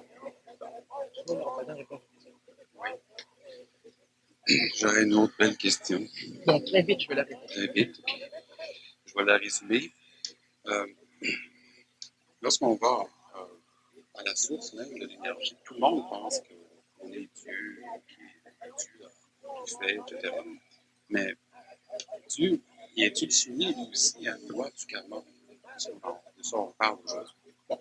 Est-ce que Dieu est soumis à la loi du karma?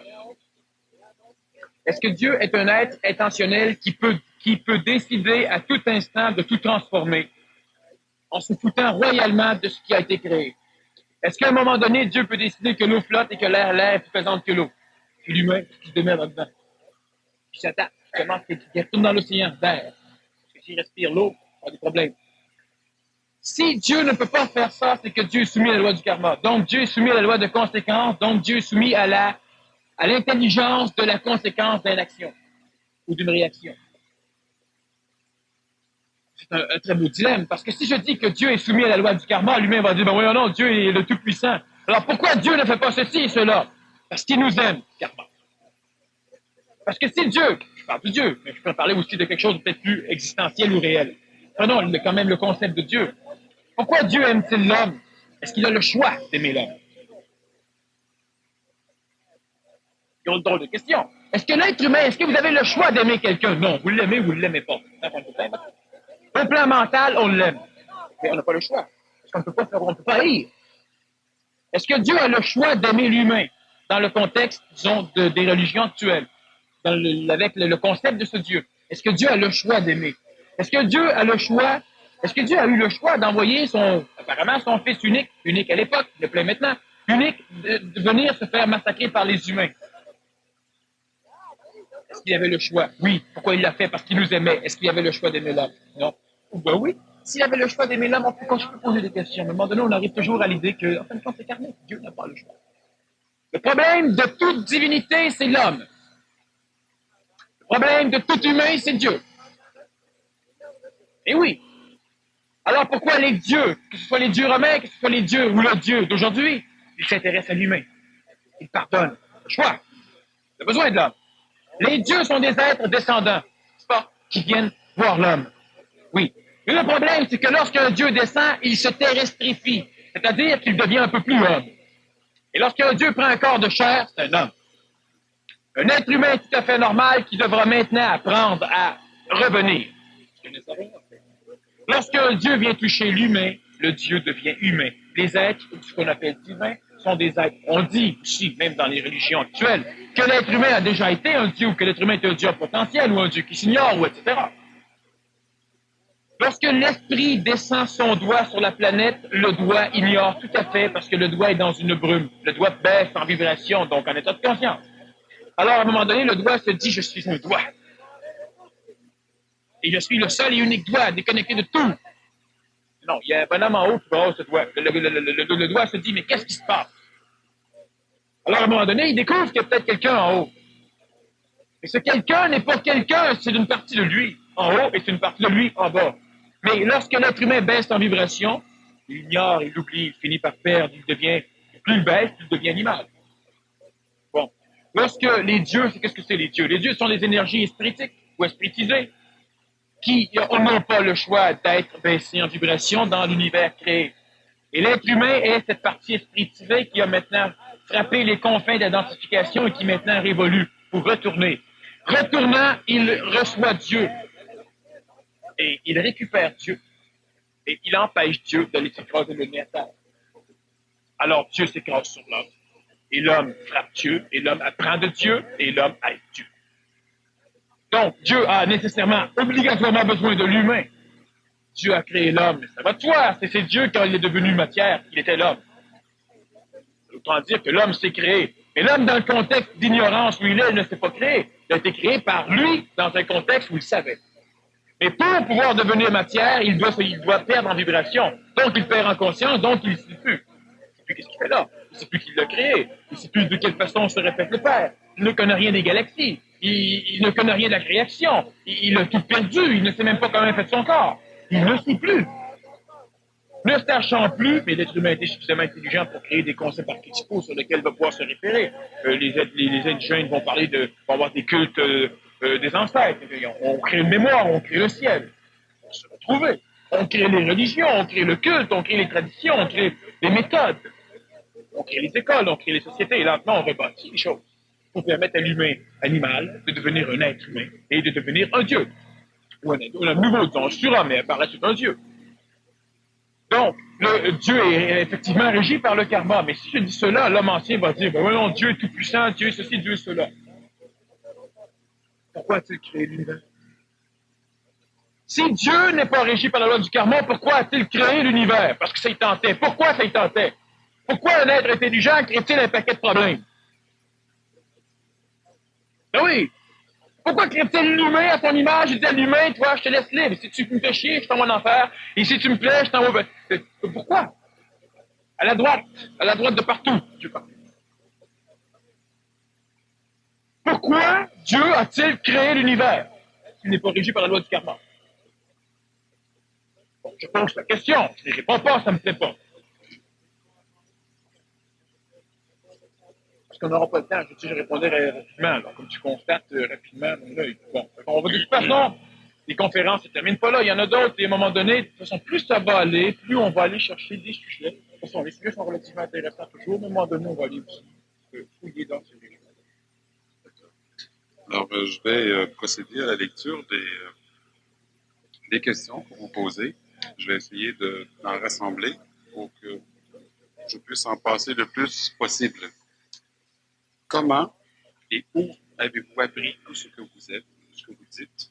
Qu'est-ce que vous pensez de la civilisation? Dans le même ordre, comment sais-tu si tu détiens la vérité? Comment te croire ou savoir? Daniel Camp, qui es-tu? D'où détiens-tu toute cette science? Bon.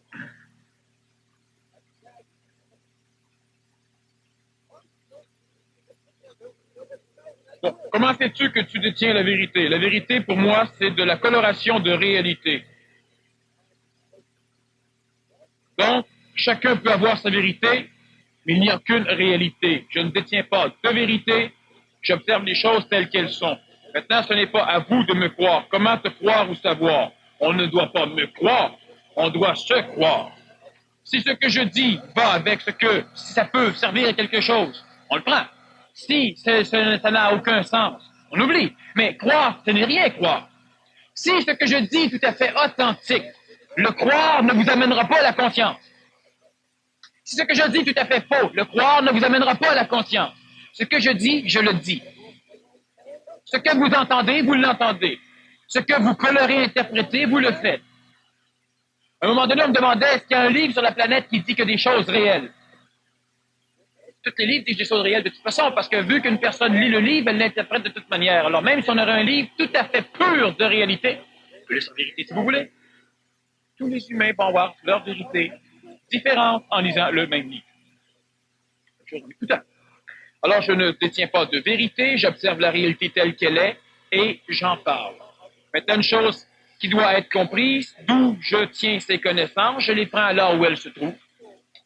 Là où elles se trouvent, c'est une région qui peut porter le nom pour qu'on puisse communiquer d'énergie supramentale, d'énergie christique, enfin, on peut donner un nom.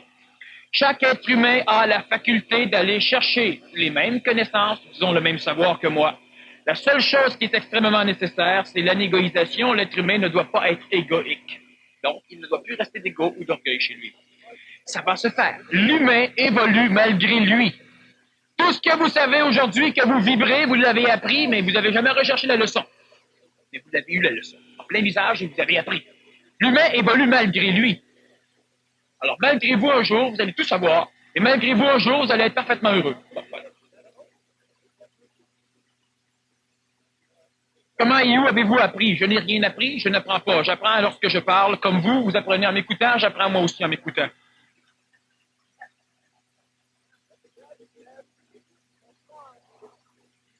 On ne devrait pas rire. Lorsque vous avez un problème, vous en parlez avec quelqu'un. L'autre ne connaît pas la solution, puis vous non plus. Mais en parlant, vous trouvez la solution. C'est ce que je fais, je parle, puis je me réponds.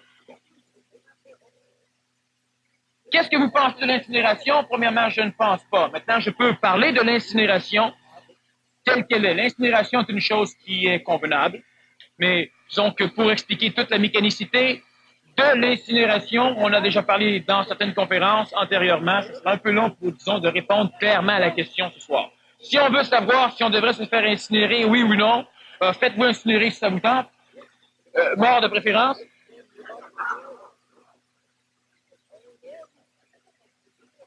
Mais disons que c'est préférable de faire incinérer un corps au moins quelques jours après la mortalité du corps. C'est préférable. Disons 2 ou 3 jours. Et si une personne meurt dans un incendie, elle est incinérée vivant. Bon, évidemment, les 2-3 jours ne peuvent pas être respectés. Ça crée certains problèmes très, très, très bénins, très, très minuscules. C'est-à-dire que l'évolution de la personne va servir la personne, mais ne pourra pas servir à augmenter d'un millième de cran l'évolution de l'humanité. Tandis que si une personne se fait incinérer 2 ou 3 jours après sa mortalité, sa vie elle-même, la mémoire de sa vie ne sera pas détruite par le feu, donc ça va aider à l'évolution d'un millième de cran de l'humanité. Donc, une personne qui meurt incinérée ou qui meurt incendiée, bon, c'est pas grave pour elle.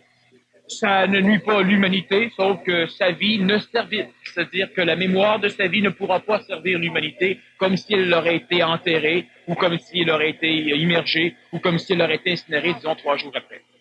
Alors, ça change quoi? Approximativement rien. Pour l'individu, ça ne change absolument rien. C'est ce que l'on veut savoir? Parfait, aucun problème.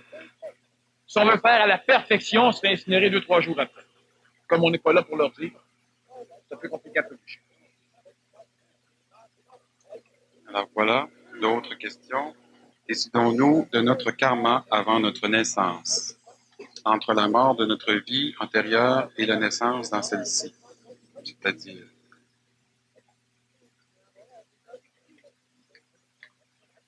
décidons-nous de notre karma avant notre naissance. Comment arrivez-vous à accepter, enfin ceux qui acceptent cela, que quand vous êtes dans le monde des morts ou quand vous êtes avant votre naissance, vous savez des choses que vous ne savez pas maintenant? Pourquoi seriez-vous plus intelligent avant d'être sur la planète, puis là, vous préparez des cossins pour vous apprendre des choses? Si vous préparez les cossins pour vous apprendre des choses, c'est que vous les savez, les choses. Comment un professeur peut-il préparer un examen s'il ne connaît pas les réponses? Alors, comment préparer un chemin karmique de vie si on ne connaît pas nous-mêmes les réponses? Alors oui, mais on vient sur la Terre et puis on oublie parce que sinon on contournerait. Si vous savez, pourquoi venez-vous apprendre?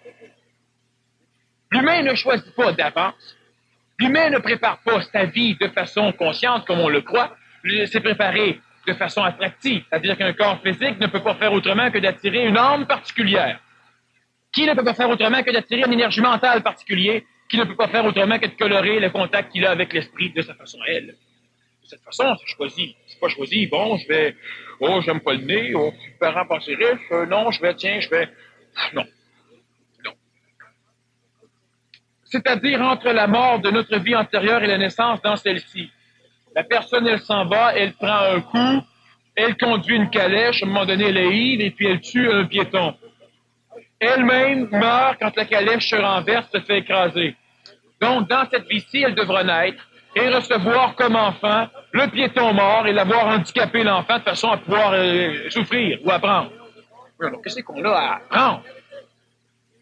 De cette façon, ça, c'est des choses qui ont été enseignées au niveau du karma dans les traditions. C'est faux.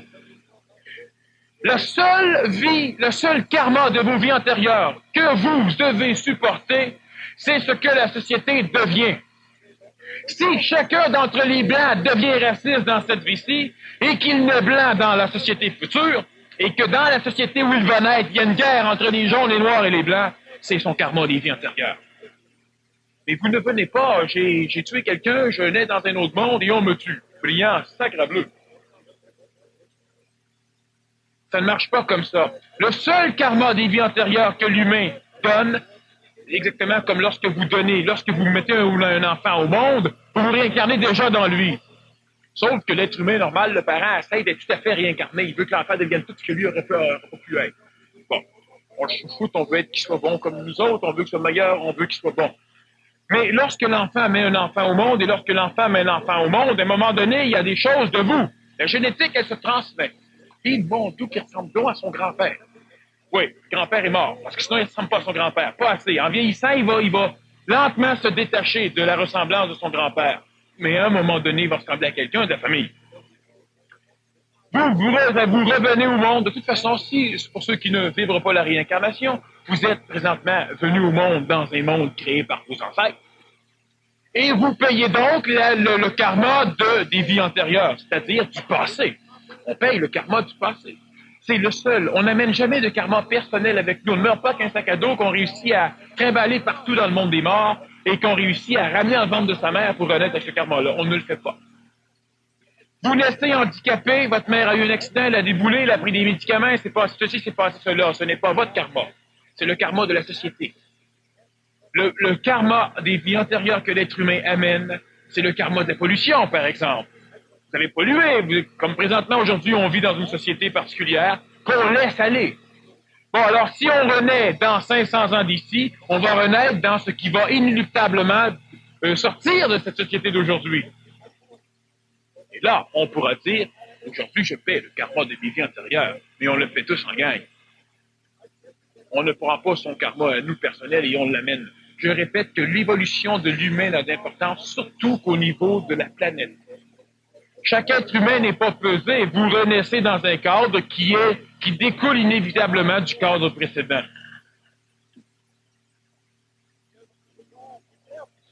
Alors, question dans le même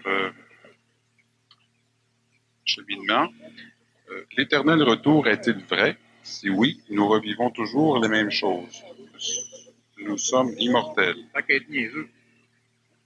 Et est-ce que l'heure de notre mort est déterminée?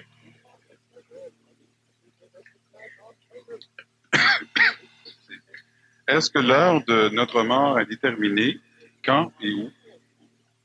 Si oui, je suis pas sûr. Hein. Si oui, pourquoi faire attention à notre santé quand je pars en voyage, par exemple, en avion, j'ai peur des accidents.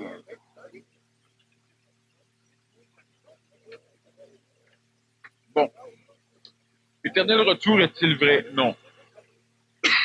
L'humain a déboulé des marches, puis pas certain il est mort.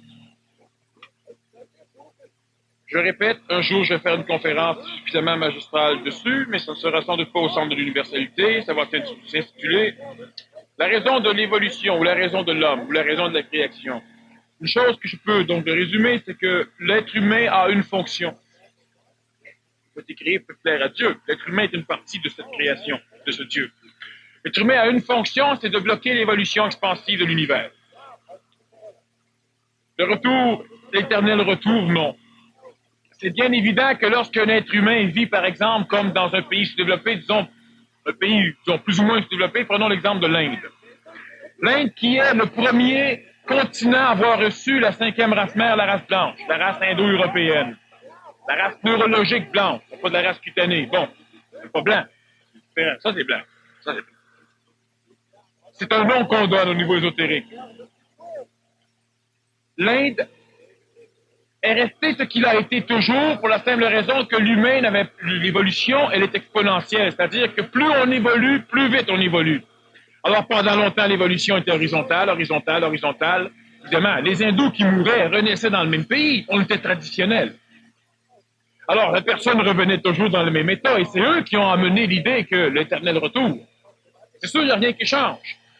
Puis là, 3 millions d'années, la vache est sacrée. Puis là, 2 millions d'années, la vache est sacrée. Puis là, 50 années, la vache est encore sacrée.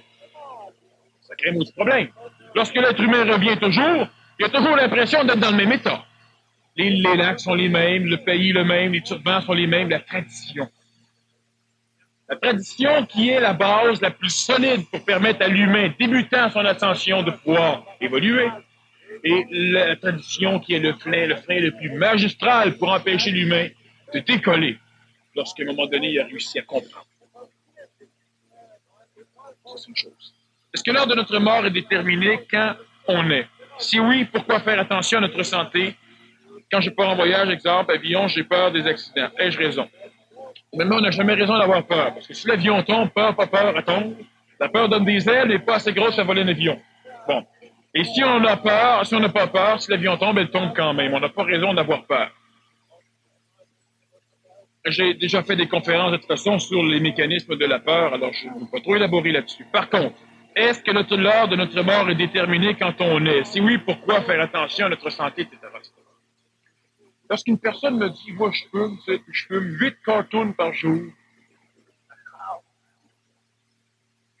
ben, je fume avec mes chums. Des cartoons, pas tout seul. Je pensais pas que c'était nécessaire que je le dise. Bon. Alors, je fume énormément, mais tu sais, mourir de ça ou d'autre chose. C'est vrai.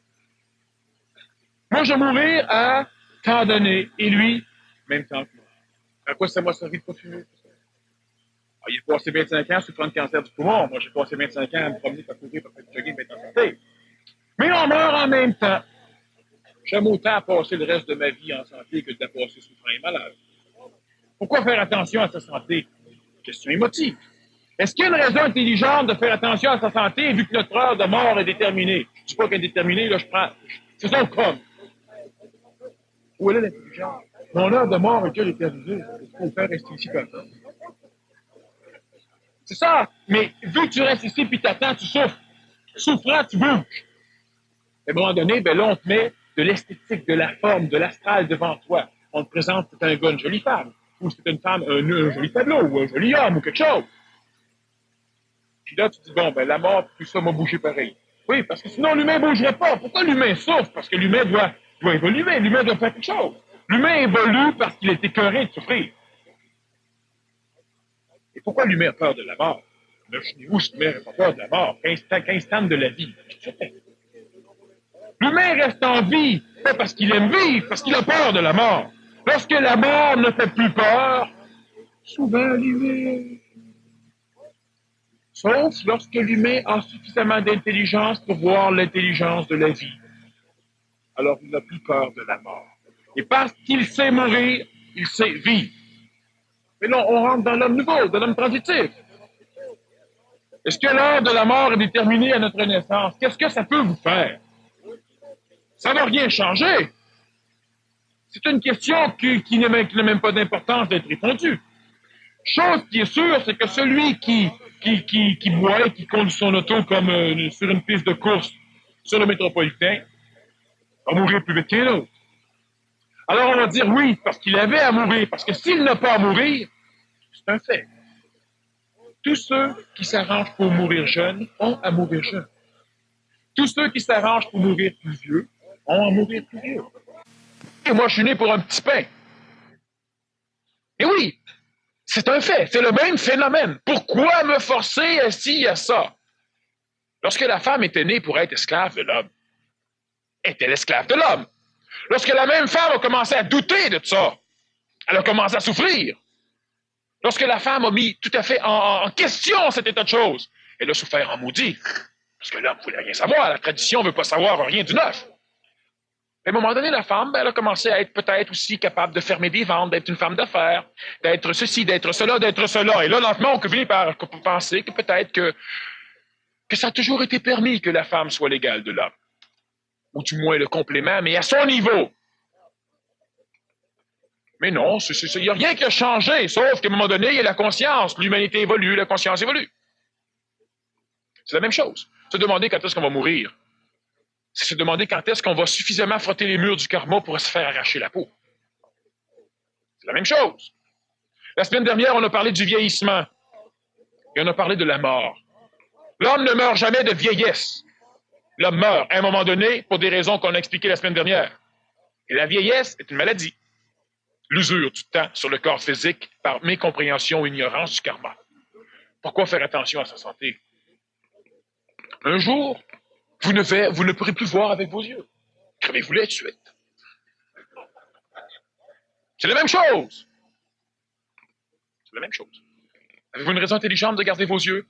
Il y a aussi une raison intelligente de rester en santé. Ça n'a rien à foutre avec la mort. Rien à voir avec la mort. Pourquoi passer sa vie à se fendre de derrière pour accumuler des choses, voyager, apprendre et mourir? Pourquoi se fendre de derrière pour pouvoir souffrir et manquer de tout, jalouser les autres, rien à voir puis mourir? Bon, ben tant qu'à vivre, ben, vivons en santé, puis vivons en améliorant, puis vivons de mieux en mieux. La mort n'a rien à voir. Vous savez pas ce qu'il y a après, vous savez pas plus loin, vous savez pas, etc., mais vous savez que vous vivez. Hein?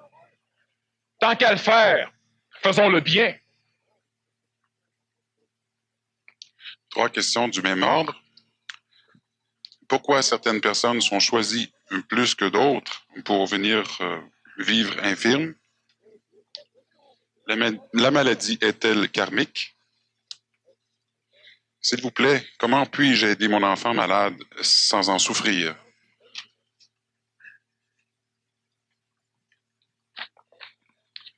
Pourquoi certaines personnes sont choisies plus que d'autres pour venir infirmes? Sachez une chose, c'est que le corps physique est constitué dans l'utérus lorsque l'on est infirme.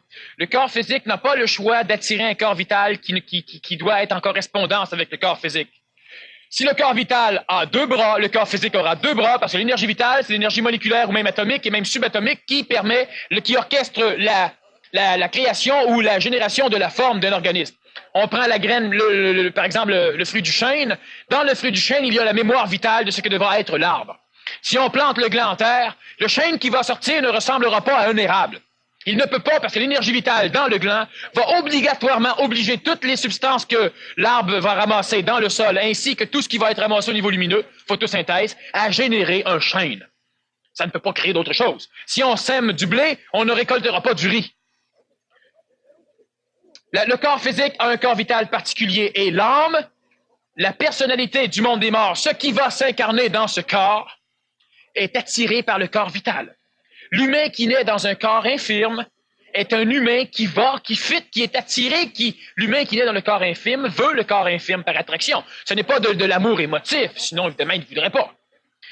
C'est comme un morceau de casse-tête. On a un récipient et on a un morceau qui se promène. Le corps qui le reçoit, c'est lui. Donc l'humain qui naît infirme se sent bien. Sauf qu'il devra être instruit par les humains apparemment normaux que lui est infirme, qui devrait se sentir mal. Parce que si tout le monde, vous savez, l'humain normal a 3 bras, il y en a un dans le dos et 2 de chaque côté. On est tous infirmes. Mais vu qu'on est tous infirmes, personne n'en souffre. Est-ce qu'il y a quelqu'un qui lui manque le bras dans le dos? Non.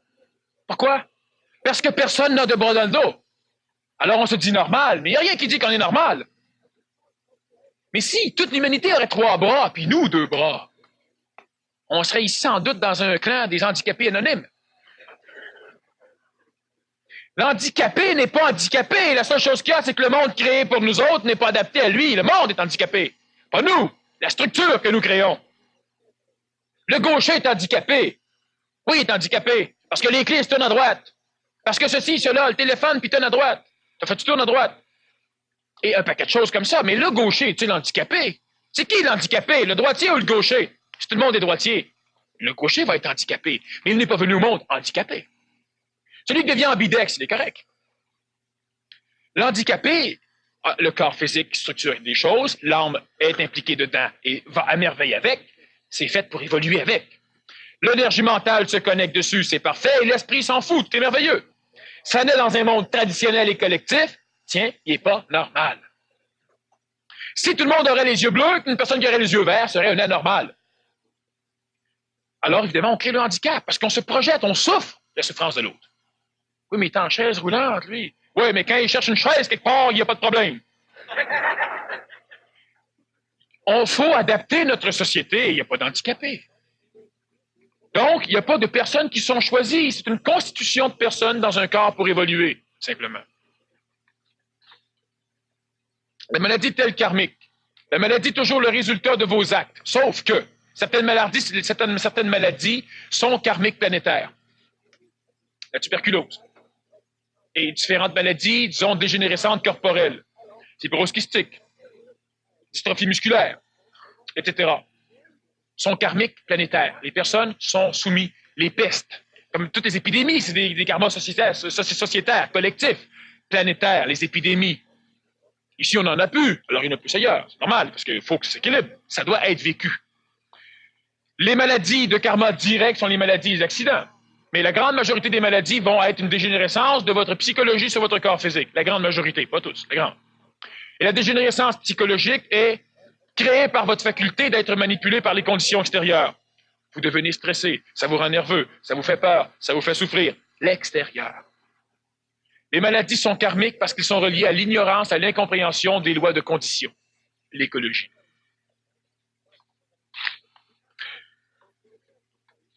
S'il vous plaît, on ne pose jamais cette question. C'est-à-dire quand on met s'il vous plaît. S'il vous plaît veut dire si ça me plaît, alors ça me plaît pas. Comment puis-je aider mon enfant malade sans souffrir? La personne qui pose cette question et la façon dont elle est posée. Moi, je sais, vous ne voyez pas la question tous, la personne le sait. C'est une personne qui n'est pas apte à comprendre la réponse.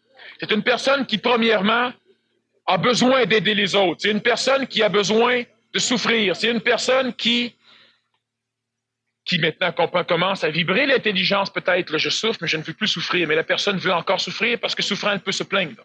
Elle peut attirer les choses. C'est une personne qui, présentement, la façon dont la question est structurée, essaie de me manipuler.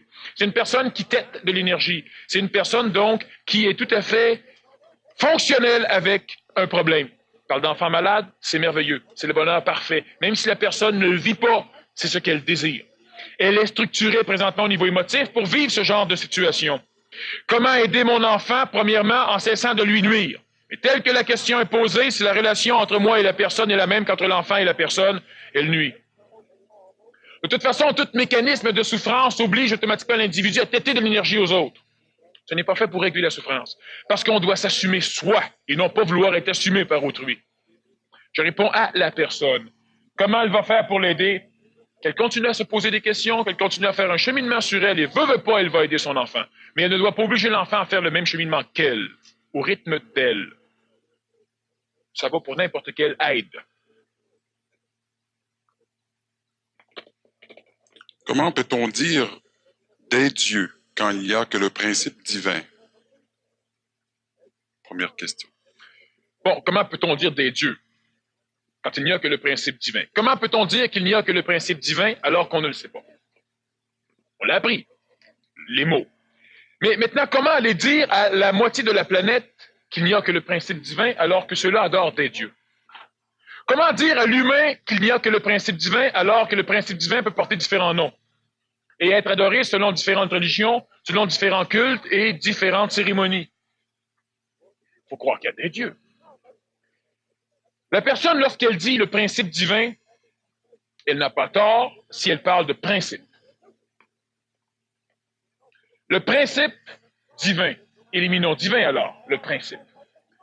Mais le principe tel que visualisé par les êtres humains qui n'ont pas encore la faculté de comprendre tout ce qui leur arrive, va automatiquement être coloré par l'expérience mémorielle. Celui qui vit dans le désert aura un Dieu adapté au désert. Celui qui vit dans une conscience guerrière, un peuple de batailleurs, aura un Dieu adapté à la guerre. Celui qui vit dans une conscience de cultivateur, de paix, il aura un Dieu adapté à lui. Les dieux, quand je parle des dieux, je parle évidemment toujours de la conscience qu'a l'homme du principe, pour m'adapter au langage de l'humain. Lorsque les hommes évoluent, les dieux évoluent. Lorsque l'homme a évolué, l'Église catholique a évolué. Lorsque l'homme a évolué, Dieu a évolué. Mais je parle de Dieu tel que l'humain le conçoit. Je ne parle donc pas du principe. Le principe n'est même pas atteignable encore par l'humain. L'humain a une idée du principe et il le personnifie pour pouvoir mieux le contrôler, mieux l'avoir dans sa tête, mieux le dire aux autres, mieux le convertir, mieux l'adorer, mieux le contrôler. Mais lorsqu'on avait un Dieu qui avait un peuple élu, un Dieu qui était prêt à envoyer ses armées contre ceux qui voulaient attaquer le peuple élu. Aujourd'hui, le peuple élu, si on se fait la tradition, personne ici en fait partie. C'est le peuple juif. Oh, mais il a été banni à cause que vous voulez en faire partie. Mais le juif, il dit non, on n'a pas été banni par tout. Et le Dieu de violence, le Dieu qu'il ne fallait pas défier, le Dieu qui foudroyait. Et aujourd'hui, on peut plus lui parler. On dirait qu'il est plus humain. Il foudroie plus. Il ne guerroie plus, il pardonne plus. Et l'humain pardonne plus. L'humain ne guerroie moins. L'humain est moins orgueilleux. Il y a encore des problèmes, mais je parle de l'humain individuellement, je ne parle pas de la gang, de la collectivité. Ça, c'est toujours la même chose. Mais l'humain individuellement est un être beaucoup plus pacifique. Et Dieu a évolué au même titre que l'humain. Pourquoi? Parce que le principe est coloré par l'humain. Si l'humain évolue, l'image qu'il a du principe évolue avec. Il n'y a que le principe, c'est-à-dire qu'il n'y a que la création, il n'y a que les choses telles qu'elles sont.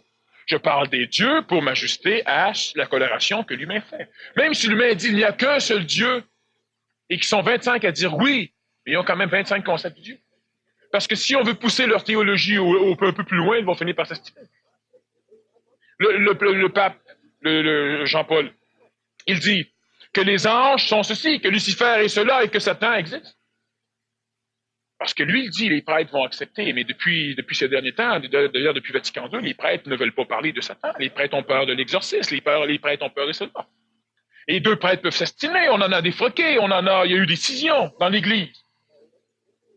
Parce que la coloration de l'humain, alors si on veut pousser un peu plus l'étude même des phénomènes théologiques, on arrive toujours à des problèmes, sauf si on a une autorité que l'on respecte. Si elle va contre mes idées, je vais quand même accepter les siennes. Mais la personne, elle reste quand même avec ses idées. Donc, veut pas, s'il y a 4 milliards 900 millions d'individus, il y a 4 milliards 900 millions de dieux. Et le Dieu est toujours la coloration du principe. Tu n'as toujours pas dit la différence entre le karma et la loi de cause et d'effet, qui est une loi naturelle. Parfait. Autre question. Bon. La cause, je réponds pour la personne. Si elle pose la question, c'est qu'elle a sans doute une idée. Bon. La cause crée l'action. L'action va engendrer une réaction. La réaction engendre l'effet. La cause est obligatoirement de type énergétique. Elle doit être intentionnelle. On peut appeler ça énergie créatrice si on veut, mais la cause, elle est intentionnelle. L'effet est la consonance vibratoire qui vient maintenant se rapatrier à la cause. L'action, réaction, c'est dans le monde de l'homme. S'il y a une action, il y a une cause à l'action. Si c'est la première action, il y a une cause à l'action, il y a une raison. Cause et effet. C'est le karma inkarmique. La loi de cause et d'effet, c'est du point de vue de Dieu, cosmique. La loi d'action-réaction, c'est du point de vue de l'humain. Le karma, tel que l'humain le connaît, tel que l'humain le vit, est une loi d'action-réaction. Tout à fait, c'est une chose naturelle. En passant, il n'y a pas de loi naturelle, encore une fois, il y a des conditions naturelles. Si on comprend la loi par condition, parfait, mais je précise quand même. Parce qu'une loi, ça peut être beaucoup d'autres choses. Comme une loi de Dieu. Une condition divine. Une loi sociétaire. C'est des conditions sociales. Tu ne peux pas voler n'importe qui. C'est pas à cause que la loi l'interdit, c'est une condition. Ôte la loi, puis il va voler le voisin, il va te taper dessus. C'est une condition. C'est pas parce que c'est illégal qu'il te tape dessus. Une condition. C'est pour ça qu'on met des lois. La loi est toujours une condition, sauf que l'idée loi, c'est que nous, on l'implique. Ou Dieu la crée, ou l'homme l'applique. Les lois naturelles, quelqu'un les a amenées. Ce sont des conditions, ce ne sont pas des lois. Donc, il n'est pas question de contourner la loi ou de faire ceci ou de faire cela. Changeons d'état vibratoire, on est ajusté à d'autres lois ou à d'autres conditions, pour prendre un langage ajusté. La cause crée l'action. L'action engendre la réaction qui amène l'effet. L'humain peut dire, oui, mais si tu me donnes un exemple matériel, je frappe, la réaction, c'est le bruit. Mais l'effet va être ce que vous allez entendre, ce que ça va opérer chez vous, c'est l'effet. Alors l'humain va dire, oui, mais là, c'est la réaction de la réaction de la réaction. Oui, et c'est pourquoi je dis que je ne peux pas donner d'exemple matériel, c'est que la cause, elle est énergétique, intentionnelle. Et la cause veut l'effet.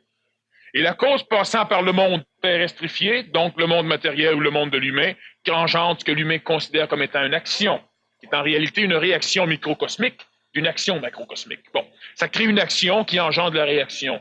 L'effet est énergétique. Et l'humain, normalement, ne voit pas l'effet, il ne voit que la réaction. Et tant que ça reste dans le domaine de la matière, c'est réactionnaire. Il n'y a pas d'effet. C'est-à-dire qu'il n'y a pas d'intelligence du résultat. Une différence majeure donc entre le karma tel qu'on le conçoit et la loi de cause et d'effet. Tout ce qui nous arrive est le choix de chacun. On supporte la conséquence de nos choix. Alors, le karma, qu'en est-il? Bon, encore là, ce sont des choses qu'on a apprises, mais on ne choisit pas. Tout ce qui nous arrive n'est pas notre choix. Tout ce qui vous arrive, c'est parce que vous l'avez attiré. Et c'est pas pareil. Choisir veut dire décider. Mais tout ce qui vous arrive, vous l'avez attiré. De quelle façon? La personne qui s'en va sur le métropolitain qui a un accident n'a pas choisi d'avoir un accident. Elle l'a attiré. De quelle façon elle était sur le métropolitain? Si elle n'aurait pas été là, elle n'aurait pas eu d'accident. Certains vont dire, ah, si elle devait avoir un accident, oui, tu es sur le bord de la rue, si tu veux te faire frapper, on va forcer un gars à devenir chaud, à prendre son char, à s'en aller, puis à te rentrer dedans. Mais sa vie, à lui, c'est quoi? Il avait-tu à être chaud? Il y avait à être chaud, il y avait à prendre son char, il y avait à pas avoir d'accident jusqu'à temps qu'il arrive sur toi, il y avait qu'il fallait qu'il y ait personne en avant de lui, puis il y avait qu'il fallait que ça t'arrive. Ça en fait des il y avait qu'il fallait que. On appelle ça karma. Simplement, ce sont des mécanicités. Si tu es alerte, attentif, le char te fonce dessus et le char ne te frappe pas parce que tu te tasses. Si tu es une personne nerveuse, on klaxonne, tu restes figé, te rentre dedans. Tu avais à... Non, dans l'état actuel de ta condition évolutive améliorative, tu ne peux pas faire autrement que de te faire frapper. C'est différent. Le gars qui s'entraîne pour aller à la guerre a plus de chances de vivre que le gars qui s'en va à la guerre sans entraînement. Le gars qui rentre dans le bois puis qui a appris à se servir d'une boussole, d'une carte, il a plus de chances de s'en sortir que celui qui est parachuté et qui connaît rien. Ah, c'est parce qu'il y avait Non, c'est le karma. C'est-à-dire que la préparation, c'est une cause, des effets. Au niveau énergétique, au niveau évolutif, ça crée une action et une réaction au niveau de l'homme. Si l'homme crée l'action apparente d'apprendre, la réaction, s'il est mal pris, il va s'en sortir.